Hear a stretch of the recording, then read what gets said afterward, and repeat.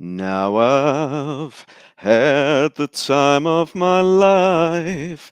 I've never felt like this before. Yes, I swear it's the truth, and I owe it all to you. Come on, man, babies. Get some dancing going in here. Get the energy up. We're back, and it's part 3 of Return of the Jedi. I know tear jerkers there. You're all getting a bit emotional in the chat. I see you all, but oh, I'm so excited. I've been counting down the days because today is Wednesday, May the 17th, and I am Ruin Johnson, the greatest Hollywood director of all time.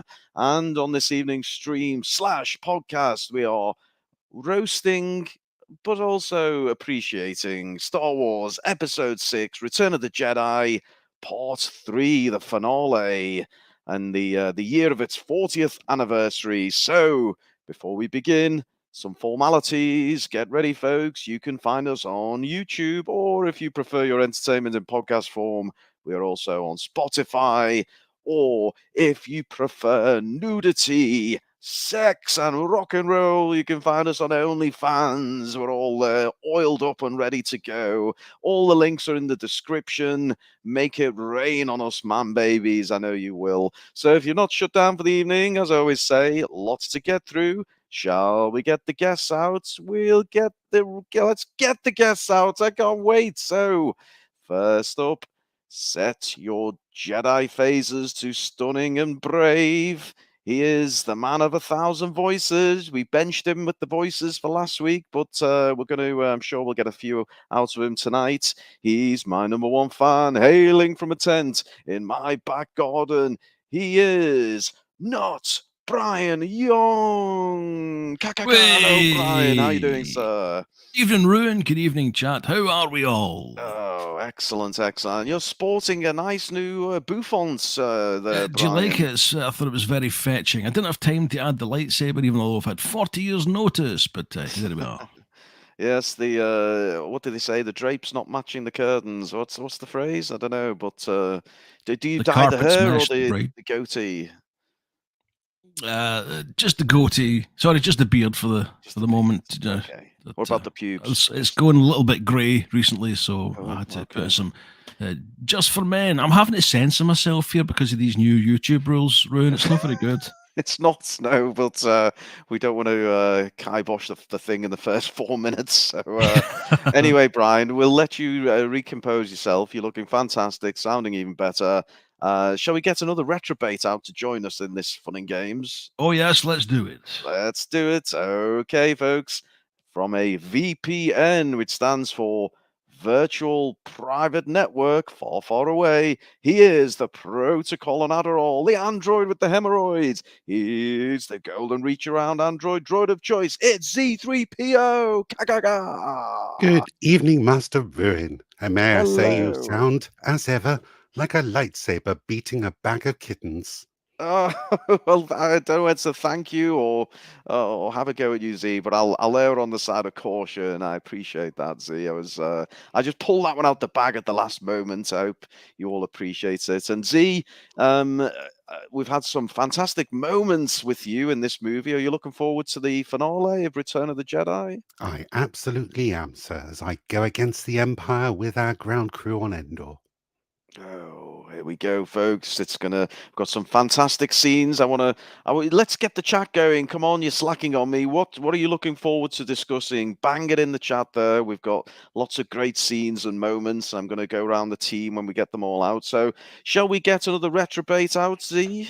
Oh, yes, please. Let's do it. Let's roll the dice and see who we've got. Next up, watch out, War and Peace, because we have our very own Star Wars novelist. He hails from the only town in the UK with urinals in the ladies' toilets. Live from a migrant military base is the Jester from Leicester, Swappers. Ka-ka-ka. Good evening, everybody. Good evening, Z. Good evening, Brian. Good evening, chat. Good evening, Ruin. It's good to be back for the third part of the Star Wars trilogy. Oh, yes. I mean, we're into our 7th hour breaking down Return of the Jedi, and I think we are going to wrap it tonight, though. We can't string this one out much longer. And tell us about your avatar of choice tonight, there, Swappers. Yeah, I thought that, with a movie as hopeful and as joyous and as enjoyable as Return of the Jedi, we need to be brought down a little bit just to remind us that Luke Skywalker is no longer Luke Skywalker, and he's the depressive Jake. So I thought more of an appropriate avatar might be required for this stream. Well, I appreciate the reference to Jake there, if no one else does. So thank you, Swappers. But look, unbelievably, I know the talent we've got on screen already is amazing. We've got some more to come. Should we bring the next one out? Do it! Let's do it. He's the wise elder of the channel. His dark web username, because you'll often find him on the dark web, is Mandalorian. He's now up to 19 socks in bed, folks. I don't know what's going on there, but he does like a sock.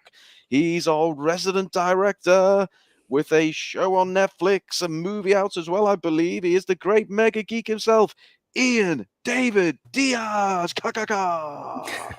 Hello. Hello. My feet gets extremely cold. That's why I have to wear so many socks. There you 17, but that's an odd number. What's going on, Mega? Don't know. I have to go to the doctors and find out. We won't ask where he puts the spare one. We're back, Ian, for the finale of Return of the Jedi. Are you looking forward to this? To finishing George's story? Definitely. Yes. Are you gonna regale us with a bit of Yub Nub at the end? Sing us out? Yes, I think he says no, but I can see him nodding his head. So there we go, folks. We'll look forward to that one. And we've got one more. Should we get him out, Mega? Let's roll him out, shall we? We've got someone else loitering in the green room, so why don't we get him out? It's our special guest. He's, for the third time running, all the way from a Mandalorian cave down under. He has a helmet made of pure Beskar, and we're not talking about the one on his head. He once had, apparently, allegedly, Threesome at Star Wars Explained. He has a Chuck Wendig wibbly wobbly quote tattooed on his left arse cheek. If that doesn't tell you it is, I'll tell you it is. It's our favorite robotic YouTuber. It's a robot head. Good morning and good evening to everyone. Oh, you're sounding lively today. Yes, the voice is coming in. Should be right in the next couple of hours. By the time we finish this movie, I should be ready to go. He's just warming up on the other side of the world there, but and of course we need to bring Brownie in. He's going to be tinkering away in the background, I think. But Brownie, come and say hello to all your fans. Good evening, everyone. Good evening, chat. Good evening, guests. Good evening, presenter. Oh, good evening. Slowed the pace right down. I mean, exactly. He really is trying to stretch it out to get to Ahsoka, isn't he? Goodbye. Enjoy yourselves, everyone. Brownie, we look forward to seeing you for your various catchphrases when we get to those moments, and obviously the give a one gag as well. We'll bring you back in for that. So we are we're going to do it again, folks. It's Return of the Jedi. I'll just do the formalities. It's the 1983 film, Certificate U, runtime 2 hours 11 minutes. Or if you're critiquing it on YouTube, it's 15 hours and 43 minutes. Directed by Richard Marquand, written by Lawrence Kasdan and George Lucas. Music by the fantastic John Williams, starring Mark Hamill, Harrison Ford, Carrie Fisher, Billy D. Williams, and many, many others, with a budget of $32.5 million and a gross of $475 million. What a movie! And we're gonna pick it up in the third act. So before we start getting into the all the various scenes, I want to go right round the group, and obviously some minuscule text on screen there. We'll just point it out that if you haven't subscribed by now, hit the goddamn button, please. We're not going to wait forever. We'll start booting you off. Give us a like, give it a comment, and I think that's pretty much everything we expect. We expect you to be on form in the chat tonight, by the way. Let's go around, everyone, and I don't want generalities like the space battle or the ending. I want specific scenes, moments, lines. Give me something you're looking forward to in this final part of the final movie of the Lucas original trilogy. Brian, cherry pick a Yes. moment for me. My favourite bit of the entire franchise has to be Vader's silent sacrifice, which you will hear me complaining about no end later on from the Blu-ray edit. Oh. That's the part I'm particularly looking forward to, because obviously we won't hear it. The no, which has been well, yes, I know exactly what you mean. I know all about spoiling movies. Looking forward to that, Brian. Swappers, what about you? What specific moments are you looking forward to getting into tonight? Oh my god, where do you bloody pick one? I have to say probably it's got to be something to do with that space battle, and it might be when I originally saw it in the cinema was when they suddenly realized the shields are up and everyone's suddenly like, oh shit, and they're all like pulling away from the Death Star. So that was just made me grip the edge of my seat, and it always does every single time I see it. Yes, it's I remember you were saying the same about the opening space battle in The Last Jedi, the bombers, and you were gripped to the seat. It was, yes, riveting, I know. Thank you, Swappers. Z, what particular moment? I imagine it's one where you feature in it. But which It's particular not. moment? The one that makes my bottom clench the most, Sap, is now witness the power of this fully armed and operational battle station. Oh, I mean, we're going early here, but Brian, you have to give us that line in the style of the Emperor, if you would. Now witness the power of this truly armed and operational battle station. Not enough spit. He's so talented. He's thrown in a bit of Akbar with his Emperor there. It's fabulous. Just the first jack was just going down there. The first jack is away. The first jack is away. It's just warming up.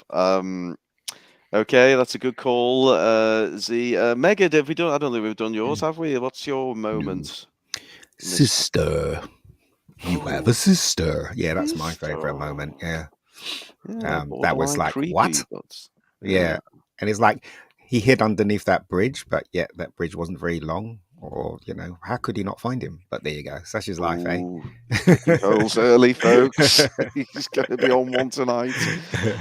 And Robot Head, is there a moment, a scene, a line, something which is particularly poignant for you? Well, Mega just stole mine, and this time of day I have to load my thoughts in like a minute ahead. So he's blown it for me there, because I was going to also say sister, because I love how that scene's shot. Just that black mask and the slight turn as he says it. But because he took that one, I'm going to go for the skeleton coming through Vader's mask when he lifts up the Emperor. Very to this day it's like I get surprised every time that happens. I know it's coming, but it's just such a great little effect. Yeah. That's a particularly good moment. Good choice. Okay, well, let's do this, folks. Let's get into it. So, I've got the memory of a goldfish. So maybe Brian, I know you're going to keep track of things. Can you bring us up to speed, Brian? So, where are we up to? Where do we resume this from? We're actually up to the next slide, and I'll give you a quick recap if you forward it on. Okay, Luke Skywalker has just surrendered to Vader, who in turn has sent him off to the Emperor for cognitive recalibration. Meanwhile, Han, Leia, and Chewie aim to disable the shield generator to allow Lando and the Rebel fleet to destroy the second Death Star. And away we go. Oh, what a pithy summary. Thank you, Brian. This is the moment, if I recall, where don't we see an AT-AT or an AT-AT, wherever's your poison, at the base here? Yes. It's roundabout here, isn't it? Was anyone else disappointed we didn't then see it in the Endor battle? Yes, extremely. Yeah. I wanted to see an attack kind of stomping its way through the forest, but the ATST's kind of made up for it, but Yeah, you know, yeah. I still wanted to see, because that was like the big thing, wasn't it, of The Empire Strikes Back, the favorite toy everyone had, and I thought, man, yes, come on, there's got to be some more in this one, but sadly not. So we got our expectations subverted way before you coined They it. couldn't get round to the back door quick enough. Common complaint. So this is really the start of the rather emotional scenes, isn't it, between Luke and Vader? What's the convo here? Mega, can you recall the exchange? I mean, we know Luke's general demeanor. He's rather he's submitting to him, isn't he? I can't remember the exchange, but I do know that they're both trying to psych each other out. You know, Luke is totally convinced that he could be turned because he can sense the good in him, and Darth Vader is saying to him, "There is no good in me. It's too late. My only reasoning here is for you to turn and come with me." That's basically what the whole scene's about. So, you know, it puts the audience on edge, doesn't it? Because you're obviously on Luke's side, and you know, because I didn't know Darth Vader was going to turn good in the end. I just wanted, when I first saw this, I just wanted Luke to teach him a lesson or cut his head off or something. Do you know what I mean? so it was all leading up to that point, wasn't it? It is too late for me, son. Yeah, that's it. Oh, that's beautiful. This was the first hint that he was human. Yeah. That he still had a heart. Yeah. Yeah, what about that reference to son? Is that it's quite clever, really, wasn't it? Just you know, showing us that he's my son. Yeah, just recognize him as his son. Jaden Smith Eyes, nice observation. He says Vader igniting Luke's lightsaber in this scene is so menacing. Such a great villain. Yes. Yeah, good shout. And you can just sort of tell in Luke's face that he's a little bit scared at that moment. Yeah, he's not quite sure what's going to happen. It's like when your dad takes his belt off, isn't it? It's like, oh shit, this ain't going to work out very well. Yeah. Oh, sorry. When he tries to chase you and his pants falls down and he trips over. Yeah, there you go. Oh, Brownie's just spat his cornflakes all over himself. Yes, okay, well, moving on rather rapidly from that reference. And we've got an Ewok, everybody. We have an Ewok sex again. On a speeder. Yeah. So, can anyone name this Ewok and the actor inside? Oh, anyone? God, is that Kenny Baker and Pat Plue? Is it? Whoa! See. Welcome to cutting off the question straight away. Well done, Zee. Superb knowledge, Zee. So Kenny Baker, R2D2, all right, okay. Is and Pat Plue, yeah. I had the figure, I do remember him. What's the deal here? Because I feel like we've maybe missed a little bit of the setup. There's this is where he creates a diversion, is it? Yes. Yeah. Because the Ewoks have found a back door to the shield generator. Oh, we do like a back door.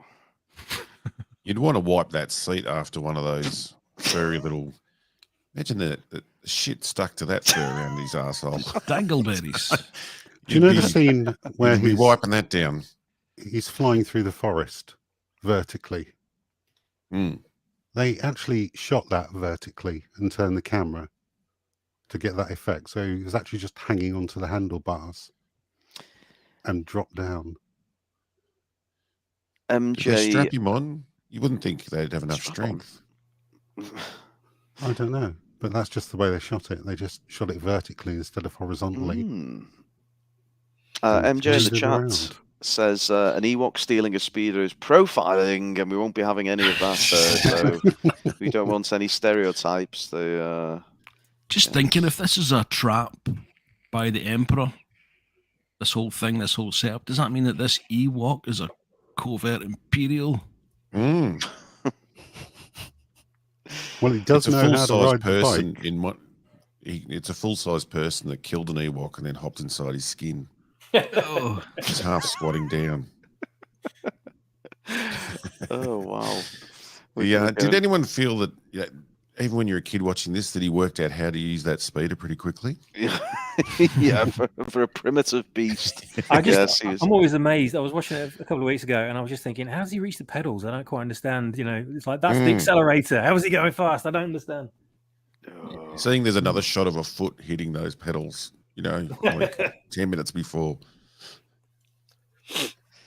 So this is the back door, isn't it? The famous back door and the biker scouts, and this is where they recognize, the little furry bastard stealing our bike. Man, I love that costume when I first saw it as a kid. One of my favorite designs. Still my favorite now, I think. Yeah, it's so cool. Yeah, I think it was because I was into BMXing, and it looked a lot like a BMX helmet. That's a good call. Yeah. I had a friend who used to cosplay in one of these, but he was about 18 stone, so he was the fattest fucking biker. But did anyone have the speeder bike toy? I did. One with camera. Oh yes, I had that. It was amazing. But it's interesting because after all the rip-off films of Star Wars. And this is the third installment of Star Wars. Star Wars is the only one that got costumes right and sets right, isn't it? If you look at the other rip-offs, they somehow get it wrong, don't they? It's really weird. Their designs are wrong. It just doesn't gel with what they're trying to do. But Star Wars seemed to. But then again, they probably had the best designers, didn't they? I guess in production wise. But those costumes are awesome, man. They really are. And don't forget, Disney had red ones. That was their contribution. Well, they sort of made the stormtroopers look fatter, and then had some red ones. Do you know what? Disney's first Star Wars film was. It wasn't The Force Awakens. It was the Black Hole. Man, that was their first version of Star Wars. The Black Hole. That was Disney. So there you go. And it's come full circle because now they are actually going into a black hole. The whole company. They've become one. Yeah, they just absorb everything and then shite everything out at the other end. Dead matter. This was that biker scout was my first figure from the movie. Oh wow! Really? That I bought. The first character I ever saw from the film. I was just in John Menzies. I don't know who remembers John Menzies. I do. On just one random Saturday, my dad took me into Corby, and which is where I watched all of the Star Wars movies, strangely. And it's like a short trip down the road, and I just randomly waiting around for my dad to buy the paper. And they were all, the latest Star Wars figures were on the pegs. Like we're talking like a month before the film came out, right? And I had no idea these things were getting released. Suddenly, all the new Star Wars figures were out. I was thinking, what the hell am I looking at? I was like 9 years old. I almost exploded on the spot. And my heart was racing. I almost shat myself. And my dad came over and said, like, we're going. And I was like, but just pointing. Oh, for God's sake! All right, which one? Dad's like he's going to shit himself again. Yeah, he did. Got to get him out of the close I got. And so I just had to pick one. And he was like, "Come on, we're going. Pick one." I was like, "Oh, it's got to be the boy. It's got to be the boy. The Biker Scout just looks the coolest out of all of them." So I grabbed it, and I was just obsessed with it for weeks and weeks and weeks until the film's release. That's my story. Thank you very much. Good. Beautiful. I have to confess that I in one of the corner shops, I actually stole a stormtrooper. I literally stole it and put it in my jacket pocket and walked out like nothing had happened. Shame on the you. Disney shills will be saying that's why George sold the company now. They'll be after you. They're always looking for reasons why he sold the company.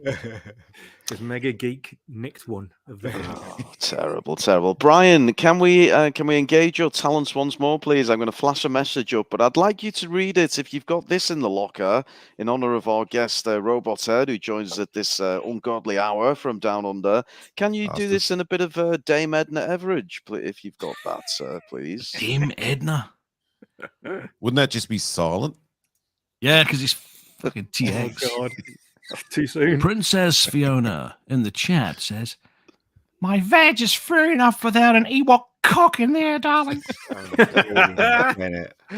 That man can do anything. He's so good. We're going to break him tonight, though, folks. Let's see where the break point is. So I'm sure the chat will come up with some good suggestions. So lots of admiration for the Stormtrooper.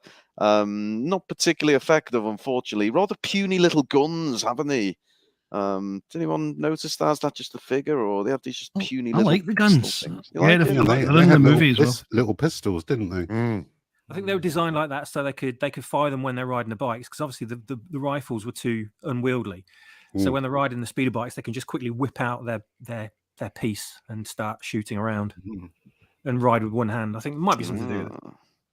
So that this is the detail they thought of when they were making these movies. You know, these tiny little things. This is what makes it what it was. The attention to detail. And can they do it anymore? No, they don't have a clue, do they? And, like, Space Forces.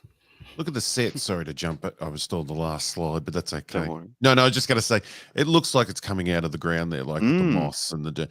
I find now, like, especially the shows, all the sets look like they're just placed there. Yeah. You know, it just looks all so believable. It's all stagecraft these days, isn't it? Yeah. Even touches like the moss on the side. Like. Yeah. It's quite an understated set, isn't it? But then it is a back entrance, and I think if they did it now, they'd probably go CGI crazy with it. But You know those wall panels there Hmm. on each side. Somebody who worked on the film actually took those when the film ended and used them for fencing.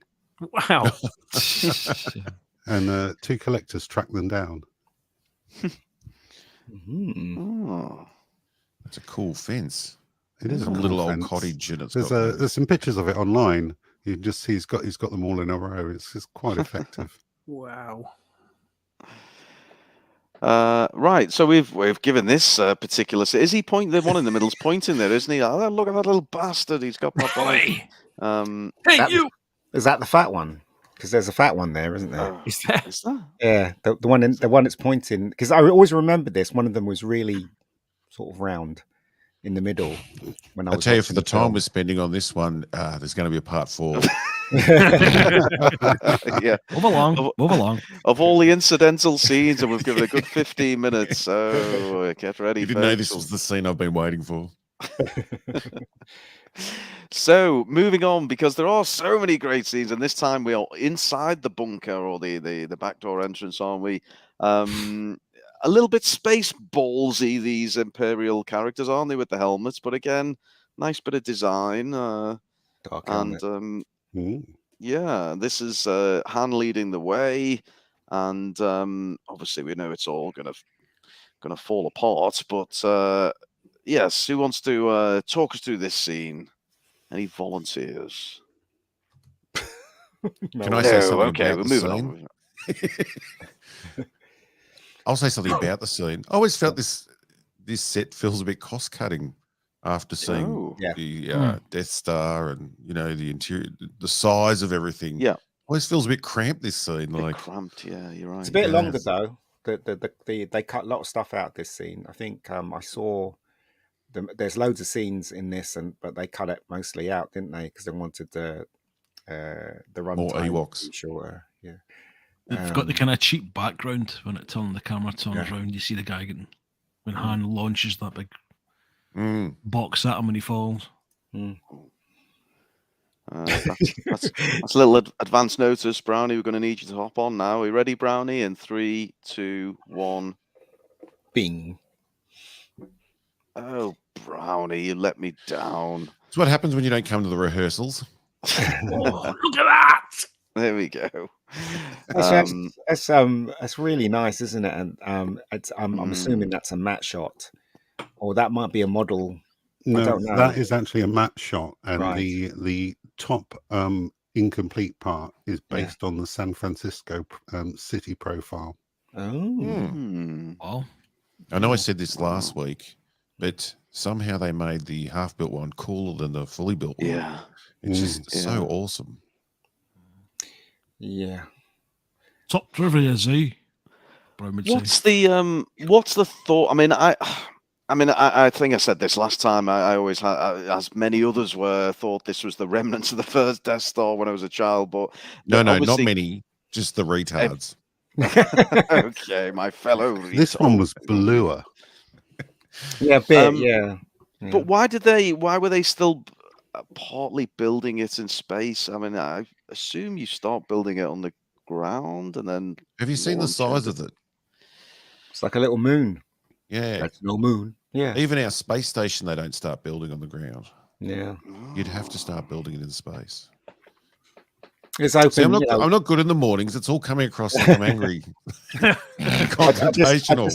I just imagine someone going to the loo on that Death Star and going out the wrong door. Falling out. Oh no, I'm not going to be able to stop thinking of that. Oh, Oh, they can just fly back in. It's okay. I've sorted that one out. That's if they're Princess Leia and they can do the, Oh yes, Mary Poppins it back in, Mary no Poppins, problem. Do we care that Disney changed the order of production where the disc is already in before they finish the like now they put the disc in last to make it very dramatic. Yeah, they did that in the end credit scene of Andor. Yeah, and also in Rogue One. Unless they had it in first and then they thought that's not quite right, take it out, put it back in. What are we It's talking not about? straight. The Disney ones doesn't exist for me, so I'm not going to talk about this because as far as But that is okay because That's it's already fully armed and operational. Mm. I think You're a bit putting the hard disc with in the there other would have been an important construction point. there. Yes, it's a good point. We've got the Lizzo fat jokes going on in the chat there. Great to see. It's what we all come for. Okay, enough marveling at the half-built Death Star. Let's get into this. And again, another fantastic bit of scenery here. Yeah, Who wants to pour do it. over this one? I mean, this is a fabulous set. I think we'd all agree, isn't it? Yeah, no, well, you've got the Emperor saying, "You're going to turn bad," and Luke says, "Aye, that'll be right." And the Emperor says, "I've got your number. I know you and your pals are up to it." Basically, that's the scene. It is. And somehow this particular throne room and the throne, when the Death Star explodes, it manages to survive in one piece, doesn't it? And it even adds a Imperial secret room that was never there. wow. Yeah, exactly. Brilliant. Exactly. And the I doors do still like work, this set, which is though. nice. I like this set. I think it's it looks really, really nice. As we said on the last one, the Ryan Johnson sets were just bare rubbish, just absolute nonsense. But this has something about it that I like. It's really Massive nice. 40-foot curtains required just to capture the Ryan Johnson aesthetic. Do you Yeah, notice you they feel also this room- forgot? You feel Sorry. this room's sorry, I'm talking right over you. No, but on you go. I was going to say it feels this room has what was I going to say has like a function where Ryan Johnson had him sitting on a stage show Yes, with these yes. dancers all waiting to break into dance, where this actually looks like a room that he could be doing something in. But also, it's really nice because the steps go right up to the villain, doesn't it? The villain's sitting right in the middle of that circle, and it's well balanced as well because you've got the two windows left and right. You've got the stairs that are going straight up to the villain, and the villain's sitting right in the middle. I mean, that's just fucking poetry, isn't it? Let's face Everything leads your eyes straight to it. the Emperor. This But they seem to throne room is- forget all about. Go on, Brian. Sorry, seem to forget all about this and the Rise of Skywalker as to what part of the Death Star it actually was, or Death Star 2. It's the big tower, the spire. It was. I was just going to say that, yeah. Mm-hmm. Because the camera sort of passes it, and you see this sort of just a thin spire, isn't it, above the surface of the Death Star with his throne room on top of it, sort of out from anywhere else. Which is why, hence these windows on the sides of it and stuff. And these, I love the window designs. This has kind of always become like an iconic piece of Star Wars, hasn't it? Like you associate with Star Wars, these circular window designs, like the Palpatine's, the framework behind him is just iconic, the way that they've designed that. And I always think whenever I see these things now after Return of the Jedi, it's just, not Return of the Jedi, after Empire Strikes Back, is like someone's going to get blown out of one of those in a minute. Yeah. And don't forget that the chair was buggered as well. It didn't work. Yeah. Oh, yeah. Yeah, It and is his feet. Ian He used his McDermott little had trotters, to didn't he? shuffle along in the scenes where the chair was turning. Always going to get a dig in at Disney where we can. What do you think is the reason the sets do appear so cheap at Disney? I mean, I'm thinking you've mentioned My Film, you bunch of bastards. But what about the likes of Obi-Wan? I remember the Obi-Wan series was particularly cheap. Some of the sets there. I mean, why is that for a company with so much money? It's either they're trying to save money, but also, right, you have people working at it that doesn't have the I wouldn't say talent, but just doesn't have the feel for Star Wars. I mean, Ralph McQuarrie painted these sets. So the majority of what was designed in Star Wars and all the 3 original Star Wars comes from Ralph McQuarrie. So he's the originator of the way everything's designed and looks, more or less. But then when you've got somebody trying to imitate that person and they don't really know Star Wars, that's what you get in the Disney ones. From Kathleen down, they think it's easy. Yeah. Like they just think it's a silly space thing, and anyone can do it as long as you throw in a few X-wings and TIE fighters. That's Star Wars. All these details that doesn't mean anything to them. Yeah, I know. I think the biggest thing that's missing. See you when you go. Ralph McQuarrie actually burned out on this movie due to the workload as well, and actually had to walk away from the production. And did he have a problem with the Ewoks? He really, really, really hated Ewoks.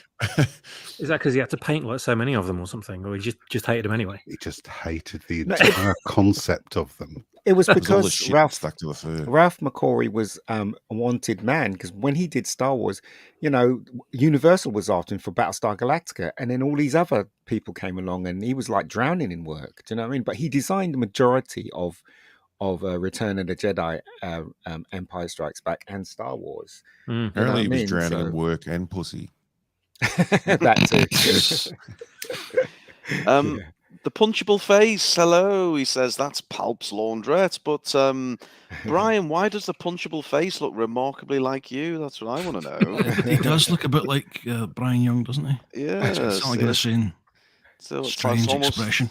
Yeah, like they all have the same punchable face, isn't it? But, Brian, can I just ask if you can do an impression of the laugh that he's making in that picture, please? No. If he squeezes his balls hard enough, maybe he'll. That's right. It's actually a Ryan Johnson laugh, isn't it? Look at it. Sounds good. So good.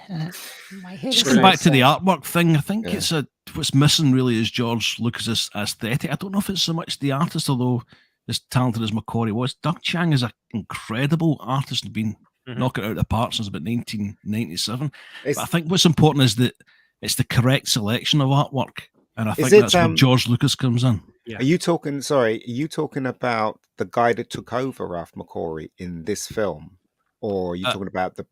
Sorry, no, not this film, from the prequel era to present day. Doug Chiang is still involved, and if you look at the art of books, his stuff is incredible. Right. But the designs vary quite dramatically, and we can see the ones that George Lucas has picked and the ones that have been rejected. It just keeps the kind of Lucas aesthetic, and it's very much in line, or most of it's in line with Ralph McQuarrie. So this is the shot my friend was talking about, and plenty others as well. Like you can see the background's out of focus because of the depth of field, but the stars are in focus, and that's the mistake they made. Right. Yeah. So there you go. This lightsaber's the stunt. This lightsaber's the stunt version, isn't it? Sorry, there's a bit of a delay. I think so. Yeah. It's the stunt version because I think it's one of the ones that was used. It might even been Alec Guinness's. It's still got the rotating part on it where they used the reflective film. I actually like the line of irony here where it says, yes, the Jedi's weapon, much like your father's. But all the Darth Vader lightsabers from Empire were either lost or destroyed. So his lightsaber is actually a redressed Luke stunt lightsaber. So they actually have the same weapon.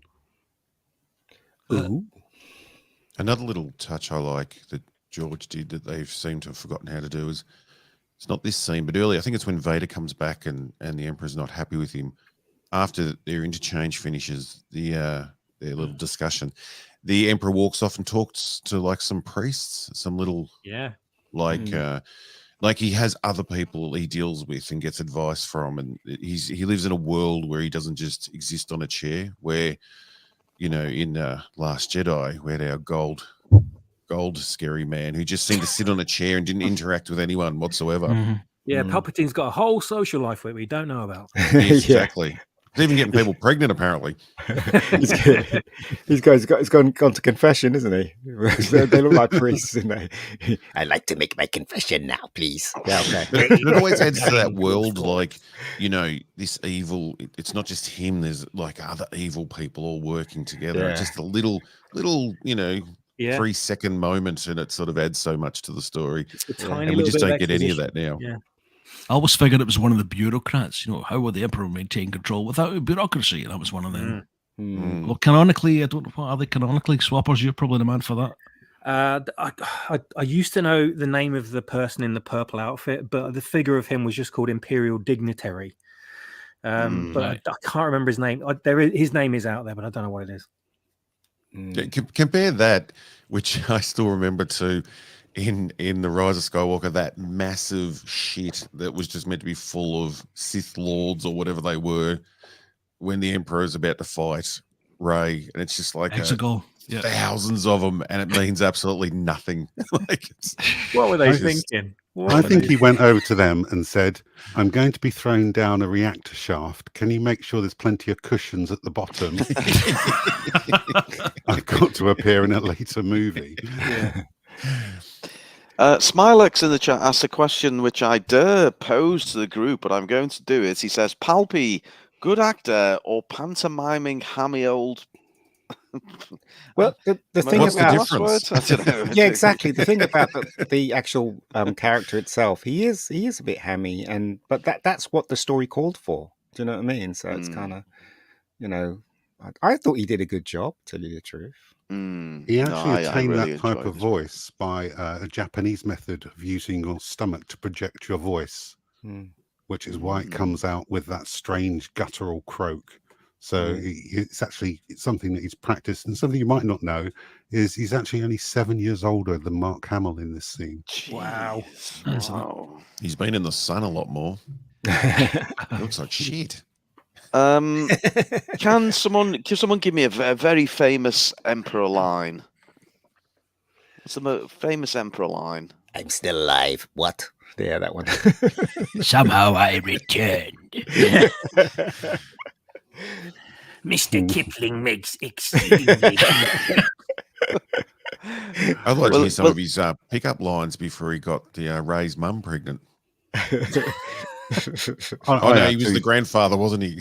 Yes, he was. Should get that right. Yes. I generally found this terrifying when I watched it the first time. Was when he said, "Oh, I'm afraid the deflector shield will be quite operational when your friends arrive." I just thought, you evil bastard. The amount of smart ass he puts into it. Yeah, he is so smug about it. I tell you, he must have been really pissed off when he got electrocuted and his face turned like that. Because he was all normal before, wasn't he? Yeah. Yeah, but he rocked it, didn't he? He just put the hood up and just got on he with didn't it. care. Fair play to him. Didn't dwell on those kind of things. Well, you were all He didn't doing even what put some cream on it or anything. No, it's rather crusty and dry. He needs to get some moisturizer on that. You were all doing what I was going to ask you to goddamn do, but I'm going to ask you to do it again. I want you to quickly go around everyone and give me your best Emperor, and then we'll let the chat decide. I mean, Brian, obviously, this is your crown's on the line here. So go on, Brian, kick us off. Here's the line. Princess Fiona supplied it. And your faith in your friends will be yours.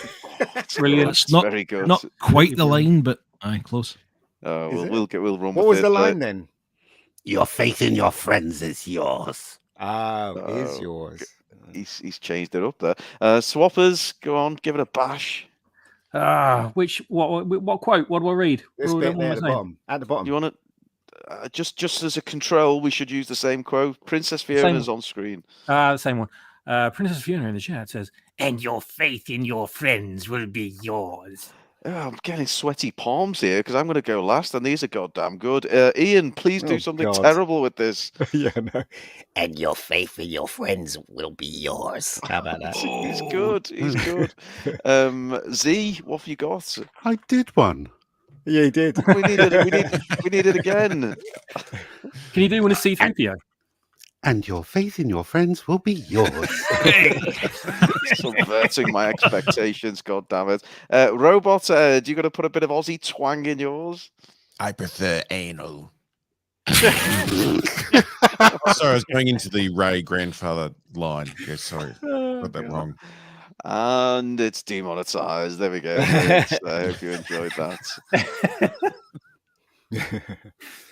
Well, I'm going to subvert everyone's expectations and not do one, so there we go. But put it in the chat, folks. Who did you enjoy the most? I thought they were all goddamn good, to be honest. So very well done. I'm sure everyone's playing along at home, aren't they, with their own Emperor impression.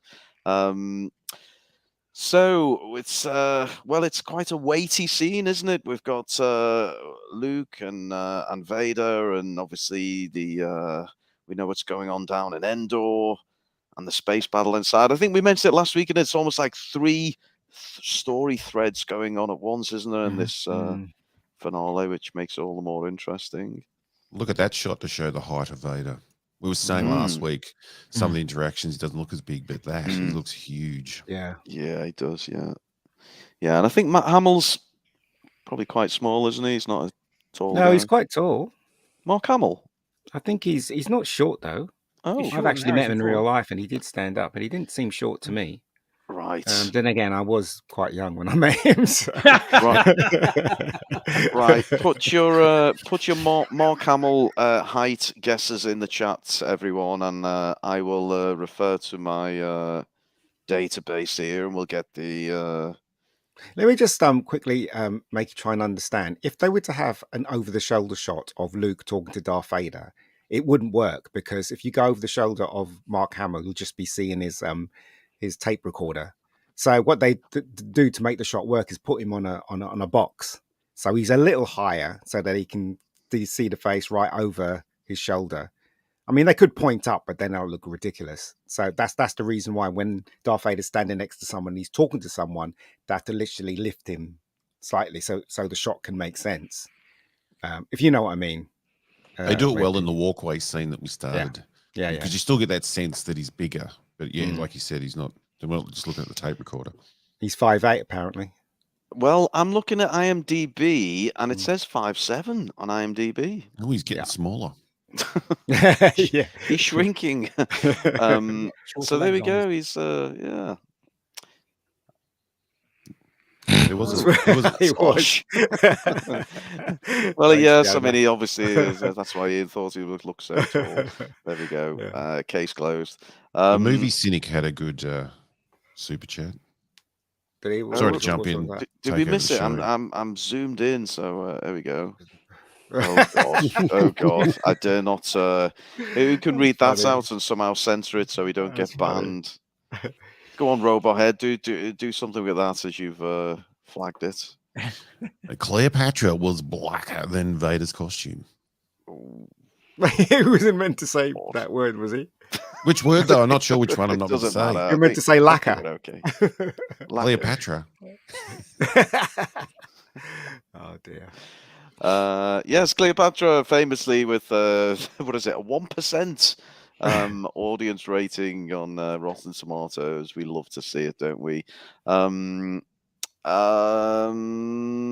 on, Z3, read out MJ's. Why not? We're going there, aren't we? MJ UK 84 in the chat says that means an Ewok is the perfect height for a blowy. Have you seen how Yes, sharp they they are. look? Yeah, exactly. Jesus. Oh dear, it's so childish, but we love it. We do love it. So moving on, we switch, and there's a lot of this, and this is what builds the tension, I guess. We switch back to Endor, and unfortunately, the Rebel plan, well, it didn't work out very well, did it? And That famous line. The famous Rebel line, scum. everybody. You rebel scum. There you go. Yeah, cool. Who's this actor? Does anyone know the actor, and why is he significant, or is he just significant for doing the old Rebel scum line? And I've seen him at every goddamn convention making coin off the back of it. That's probably it. Is it? That's it. Yeah. Okay. He's not very famous. It just doesn't look like the same people made this room as the Emperor's room. Just always feels cheap for some reason. Maybe they're running out of money at that point. Maybe Harrison Ford was like, I still want to die. And they're like, no. And he goes, I'm going to die. And he goes, here's a bigger check. Okay, I'll stay alive, or something like that. Do you know what I mean? So We've got an interesting comment, and the chats are on fire tonight. But Amanda says, there's so much blackness in this movie. How can they ever say there was no representation in Star Wars? I don't know if it's a tongue-in-cheek comment, but yes, that was. I guess that's a reference to. It was a tweet I put out recently, and it's got a couple of million views, and it was about the what's the angry third sister from what's her name? Reva. Reva, that's the one. Yes, she made that comment, didn't she? That there's basically there's no black people in Star Wars, and Yeah, but they're stupid, those people, now, aren't they? Let's yeah, face it. she's obviously never watched any Star Wars previously. One of the Rebel X-Wing pilots is black in this. Yeah, exactly. He gets blown up. Well, yeah, he does, but he is in it. Yeah, he is, yeah. It's good to think that Reva's out walking around while this is going on. Because Obi just let her walk off. So she actually is just out there somewhere. So's Ahsoka, apparently. And yeah, Ahsoka, the lazy bitch. She doesn't want to help anyone, does she? And everybody It's all getting very assumes messy. that everybody under these stormtrooper outfits is white. Yeah, no, I know for a fact some of them were black. Yeah, Finn. Yeah, Finn was on top. Finn's daddy is one of these guys. And MJ, I mean, obviously pointing out that arguably the black guy has the most significant moment in the movie, if not the whole trilogy, blows up the Death Star. We're getting ahead of ourselves, obviously, but yeah, it is a ridiculous comment by the Reva actress, and she's been rightfully had her horse dragged for it. So it's always good We're not to see. surprised, though, are we? The stupid things they're saying these days. No, anything for a bit of attention, isn't it? None of them have a clue about it, do they? Really, I've never seen the films before, so you know. But I tell you, they're making the most of this costume. Every Disney show, every town they go to, there's one of these guys getting around. Yeah, it's a trap. Seems to be the only alien they want to keep using. Oh yes, they do. They like him. So I mean, obviously, it's just turning into a bloody character voice fest tonight. But we've got to do it, haven't we? It's good old Akbar and Brian. Don't use the trap line, but give us something else. I know you've got another line you can use. Other. He's got more than He's one. only line, got 2 lines in this entire film. May the force be with you, I guess. He has got 14 lines in this film because I counted them. 14. I saw a tweet from a Disnoid a couple of days ago saying, why is this character so revered? He's only got 2 lines in the movie. No, he's got 14, so fuck you. That must have been the Disnoid. The Disnoid has retconned it in my head. Oh no.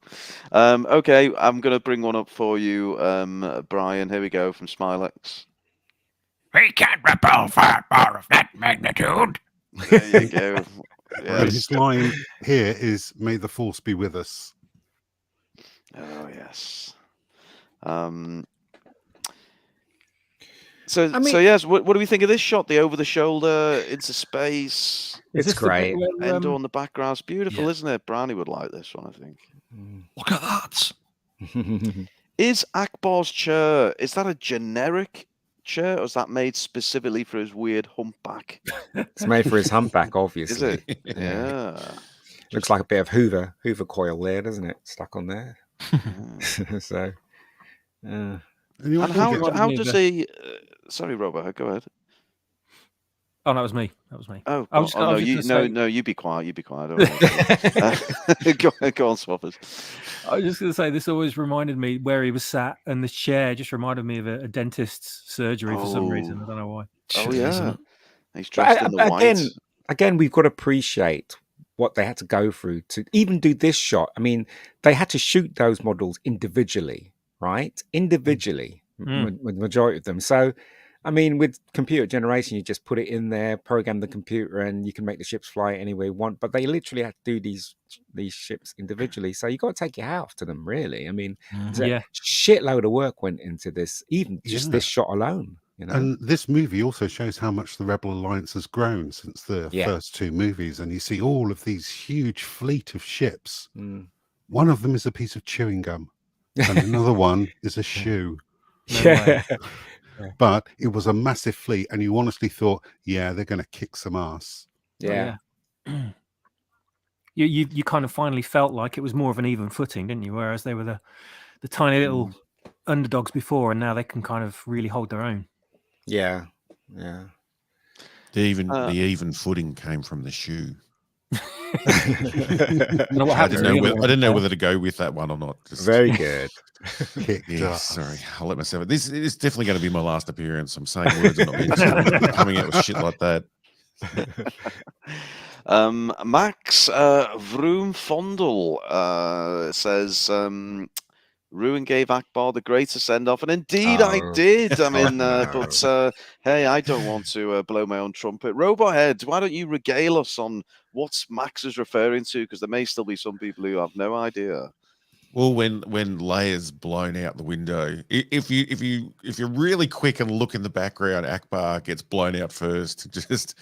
That's his send off. Is like just disappears into the explosion just before Leia goes on her. You made it sound like that was a porn parody where Akbar gets blown out of a window. But you know what, right? That's just disrespecting the characters and you know their agenda, trying to get rid of and disrespecting all the characters from the original. But have you seen the interview with the actor saying about his last day on set? And he's like crying, and it's like, as a viewer, you feel bad, but yeah, imagine you've got to be there on set, and say your gag line in front of everyone to laugh at you. Stupid, isn't it? How we laughed as he cried under his mask. It was such a moment. You honestly had to be there. As I recall, right, this battle had, it was diverse. You had an Asian guy, you had a black guy. I think you had a looked like a Russian guy. Do you know what I mean? There were all kinds of people in this battle. You know what I mean? Mm-hmm. This makes me laugh as well because that's definitely a Muppet, isn't it? On the left. Is, yeah. Yen Yum, I thought it was a guy in a mask. It isn't. It's a Muppet. He's actually a puppet. Yeah. I always thought it was a guy in a mask. No, it's a Muppet. It definitely that's definitely a Muppet. Definitely. When you look at it, when you find out what it looks like with how the guy's puppeteering him, it will kind of haunt you forever. Yeah, don't Google it. Don't waste it. I wonder if Lando tried to hit on him. Because apparently Lando just he's not a robot. He's not a droid. Oh, he's not that fussy. Near Num, another great figurine as well that I owned and loved, strange as he was. Lando, so we should talk about Lando because he does play quite a pivotal part in this scene, doesn't he? He's the piloting the Falcon, which we know is his original ship. And what does Z? Let's hear from you because I know you've got a fabulous wealth of knowledge. What do you make of Lando and part he plays in the movie here? It started off, obviously, I mean, it feels like about 4 years ago when we started reviewing this, but it started off in Jabba's palace, wasn't it? And the obviously the rescue of Luke and yeah, I mean, you get to see him from being a bit of a bad boy to actually stepping up to the mark and becoming the hero that he is and leading the attack on the Death Star here. And plus, you can plus see we had Han say, "I feel like I'm not going to see the ship again."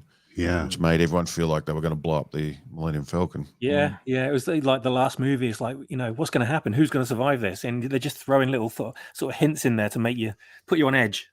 Plus, they removed all the big stars. Sorry, Lando, I think you are one of them. But they removed all the usual characters from the Millennium Falcon and put in these other characters we didn't really know. It was like, oh, they're setting up to blow that ship up. Yeah, poor Lando's going to die here. But it did get damaged, didn't it? The satellite dish got smashed and it smashed off. But the only thing I was disappointed with, and when I first saw it, was I was hoping they would use those guns on the Millennium Falcon, but they didn't. So I was a bit disappointed. But still a good climax. They'd actually planned for a few of the X-wings to crash into the shield around the Death Star, but they didn't actually shoot that scene, although I believe there's an animatic for it. I do like in Rogue One when they're trying to go through that gate and it closes. And you see an X-wing skip across the shield as it closes. Yeah, that's the only praise I'm going to give Disney ever. And can I ask everyone, what does everyone think of L337 in this movie? Well, I mean, the Falcon couldn't fly without her, could it? So, well, she played a pivotal part in the. Yeah, thank you, Z. You're right. They've retconned so many things, you just forget about ones like that. Like, it's just made so many stupid mistakes. It's bollocks. Never mind. Can I just say that I always found it quite funny that the the dish on top of the Millennium Falcon was called a rectenna dish. Rectal tenor. I used to have a goldfish that looked like him. Sorry. Oh. D. Williams. Is this the famous line? Is this the? Yeah, it's a trap. It's a trap. You know what? Right, it became famous because of the trailer. Because when the trailer, there wasn't such thing as YouTube in those days. And when you saw the trailer, it was in the cinema or it was on TV, wasn't it? So it's a trap. I do believe the trailer actually helped that to become iconic. That line, and him, in fact, as well. So it was originally scripted as it's a trick. But we've got the same changed it facts. from I was time. trying to get that out too. Oh, sorry, I never Ray, knew but- that. No. But I didn't know that until I read that just recently in preparation for the show. yeah. It's a good mask though. It's got blinking eyes and everything, isn't it? Yeah, So it's it great. really works very well. But apparently the line they changed from "It's a trick" was changed after the test screenings, which surprised me. Mm. You wouldn't think that would be singled out as a problem.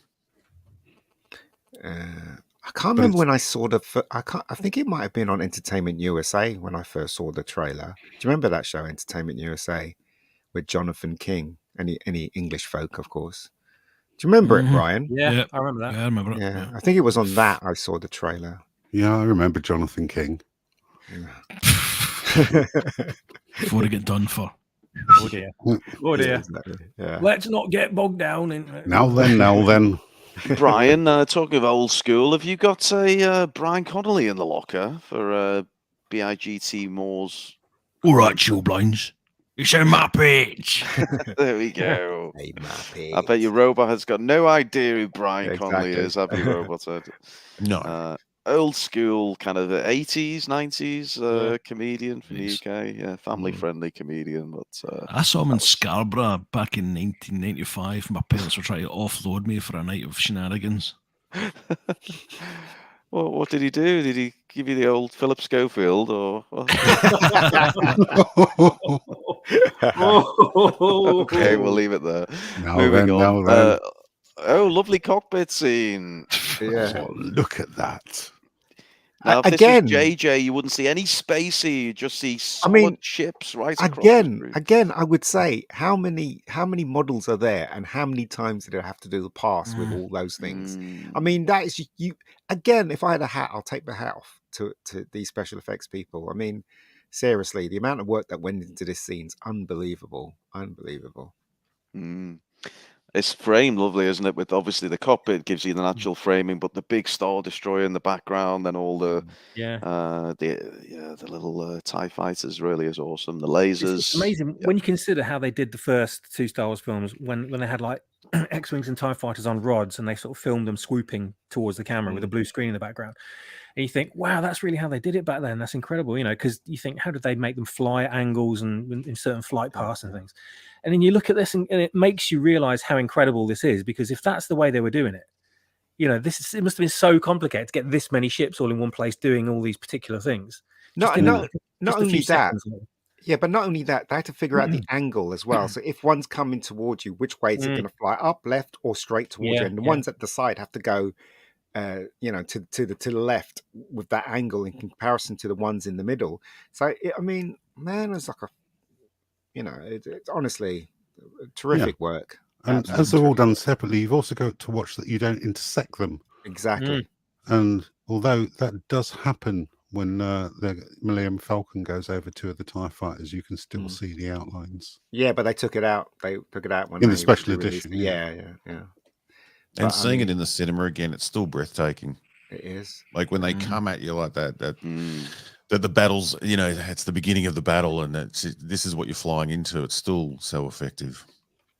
But do you equate this to like for instance when they used to have Captain Scarlet and stuff like that? When I was a kid and I used to watch Captain Scarlet, I always wish I had those ships and UFO and stuff like that. And because it's models here, it kind of makes you even more want these as models and as these as toys, don't you? Like Yeah. the Ewok and stuff, because you know they're models. But with They the physically CGI, exist somewhere. yeah. With the CGI, you're like, you don't connect to it because you, in the back of your head, you know it's CGI and it really doesn't exist. Do you think that's the reason why? Well, I think that's the reason why I gravitate towards these effects more so than the CGI ones. The CGI ones look fake. It doesn't matter how good they get; they just look too clean. Yeah. Yeah, I think you're right. All the chat are coining Brownie's phrase, but he's not taking the bait. He's not coming on. Look at that. Yeah, they all want the T-shirt. Brownie, get it made. It's a money spinner. I think it's one thing to have a space battle, isn't it? But to have it with a planet in the background as well just adds something really kind of dynamic to what's going on. There's always something else to be thinking of. You're not just hovering somewhere in the black void. You know, you've got something else right there as well. And also, I just like to add, right, that there are obviously they pushed the envelope on this, but there's only so much you could do with the remote control camera and the models and stuff like that. What makes the CGI really in the back of your head and subconsciously don't accept it is because it does all these things that a camera cannot follow. Right, it'll fly through something, and then it'll go right through it, and then it'll go left, and then it'll go right. But you know that a camera can't follow something like that unless it's flying itself. It takes you out of it, doesn't it? Yeah, it takes you out of it a bit. But this, I think it's anyway. I'll shut up now. No, Ian, don't, because while we've got you, Keir Antos has posted some lyrics to a song, and I'm going to need you as our resident crooner to sing us through this one. I can't sing. Sorry. Oh, mate. give it a stab, Ian. No. Oh, I'll do it for you then. I sit away. In the end, the leafy end, the Ewok sleeps tonight. Kirantos, we need more lyrics. Ian's going to do it for us at the end. Is there anyone that can get their voice really, really high to do the ooey wee bit?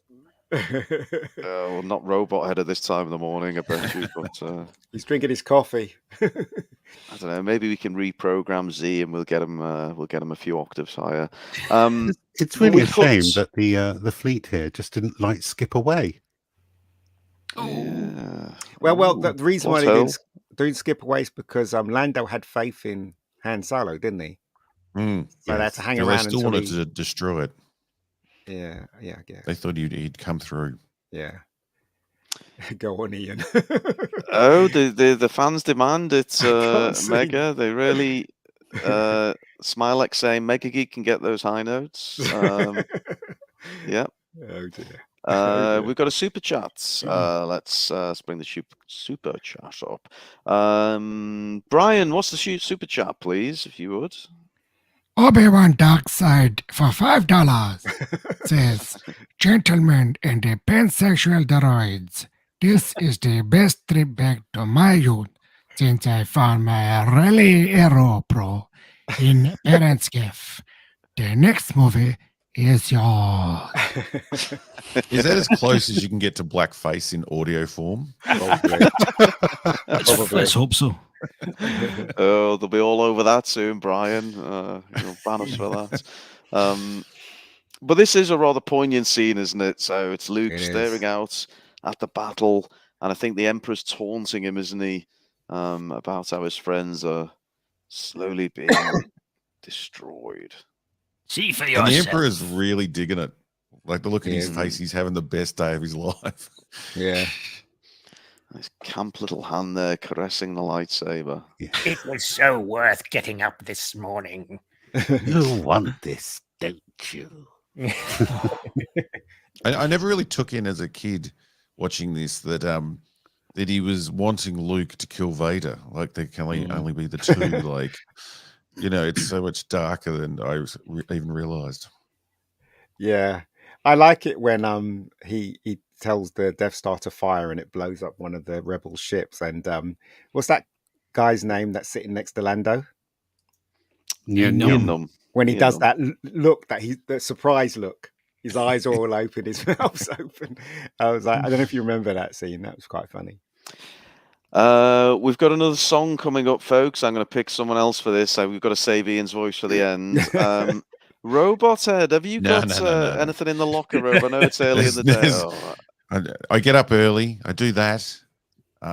That's about all I contribute to this show. but the Okay, go on singing, then, yeah. Swappers. Here we go. Swappers in 3, 2, 1, God. and go. And all will always love you. Wow, Oh, I'm Whitney glad I Houston's passed turning on. a grave. Oh, he really went for it, both barrels. There we go, folks. Oh, I didn't even tune up for that. Oh, beautiful, beautiful vibrato at the end, Swappers.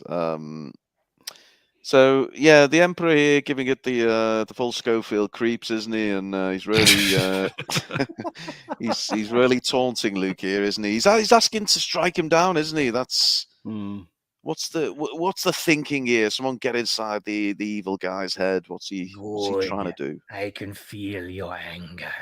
I am defenseless. Well, Take I my think weapon.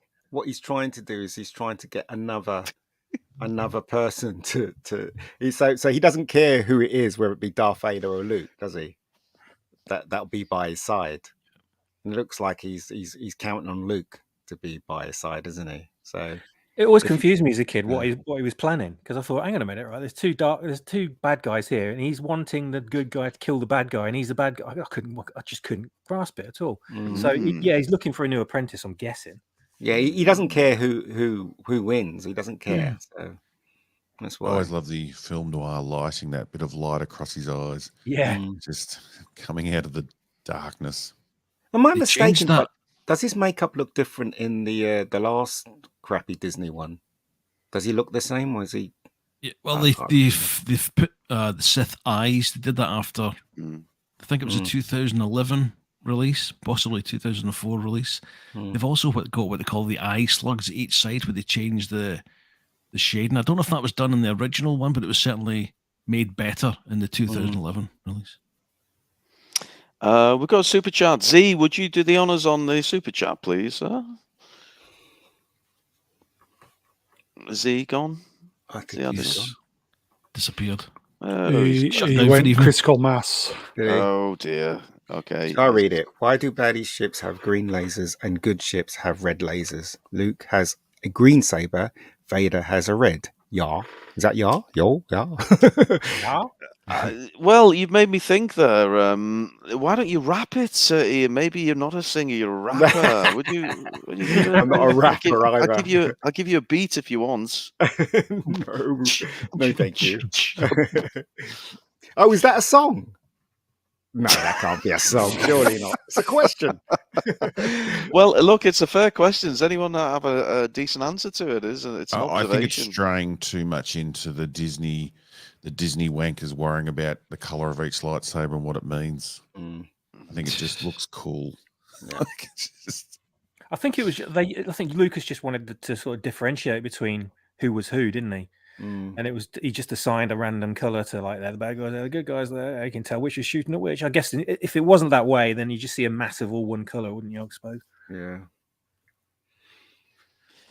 Just when it comes to music on these streams, it's usually Mr. Sandman tune from Back to the Future that we use. And the trouble is, Swappers is normally the man who writes them up, and he's on the panel tonight.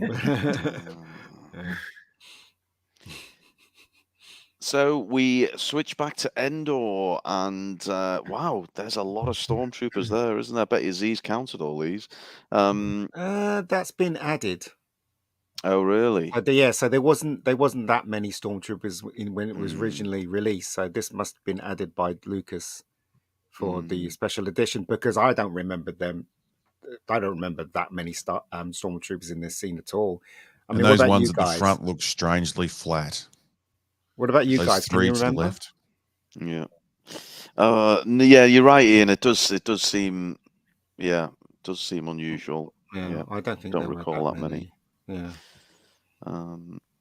Nice. And AT would have had trouble getting through those trees. Yeah, it would, wouldn't it? I would have liked to have seen a try, but yeah. What do we think of the ATST as a design?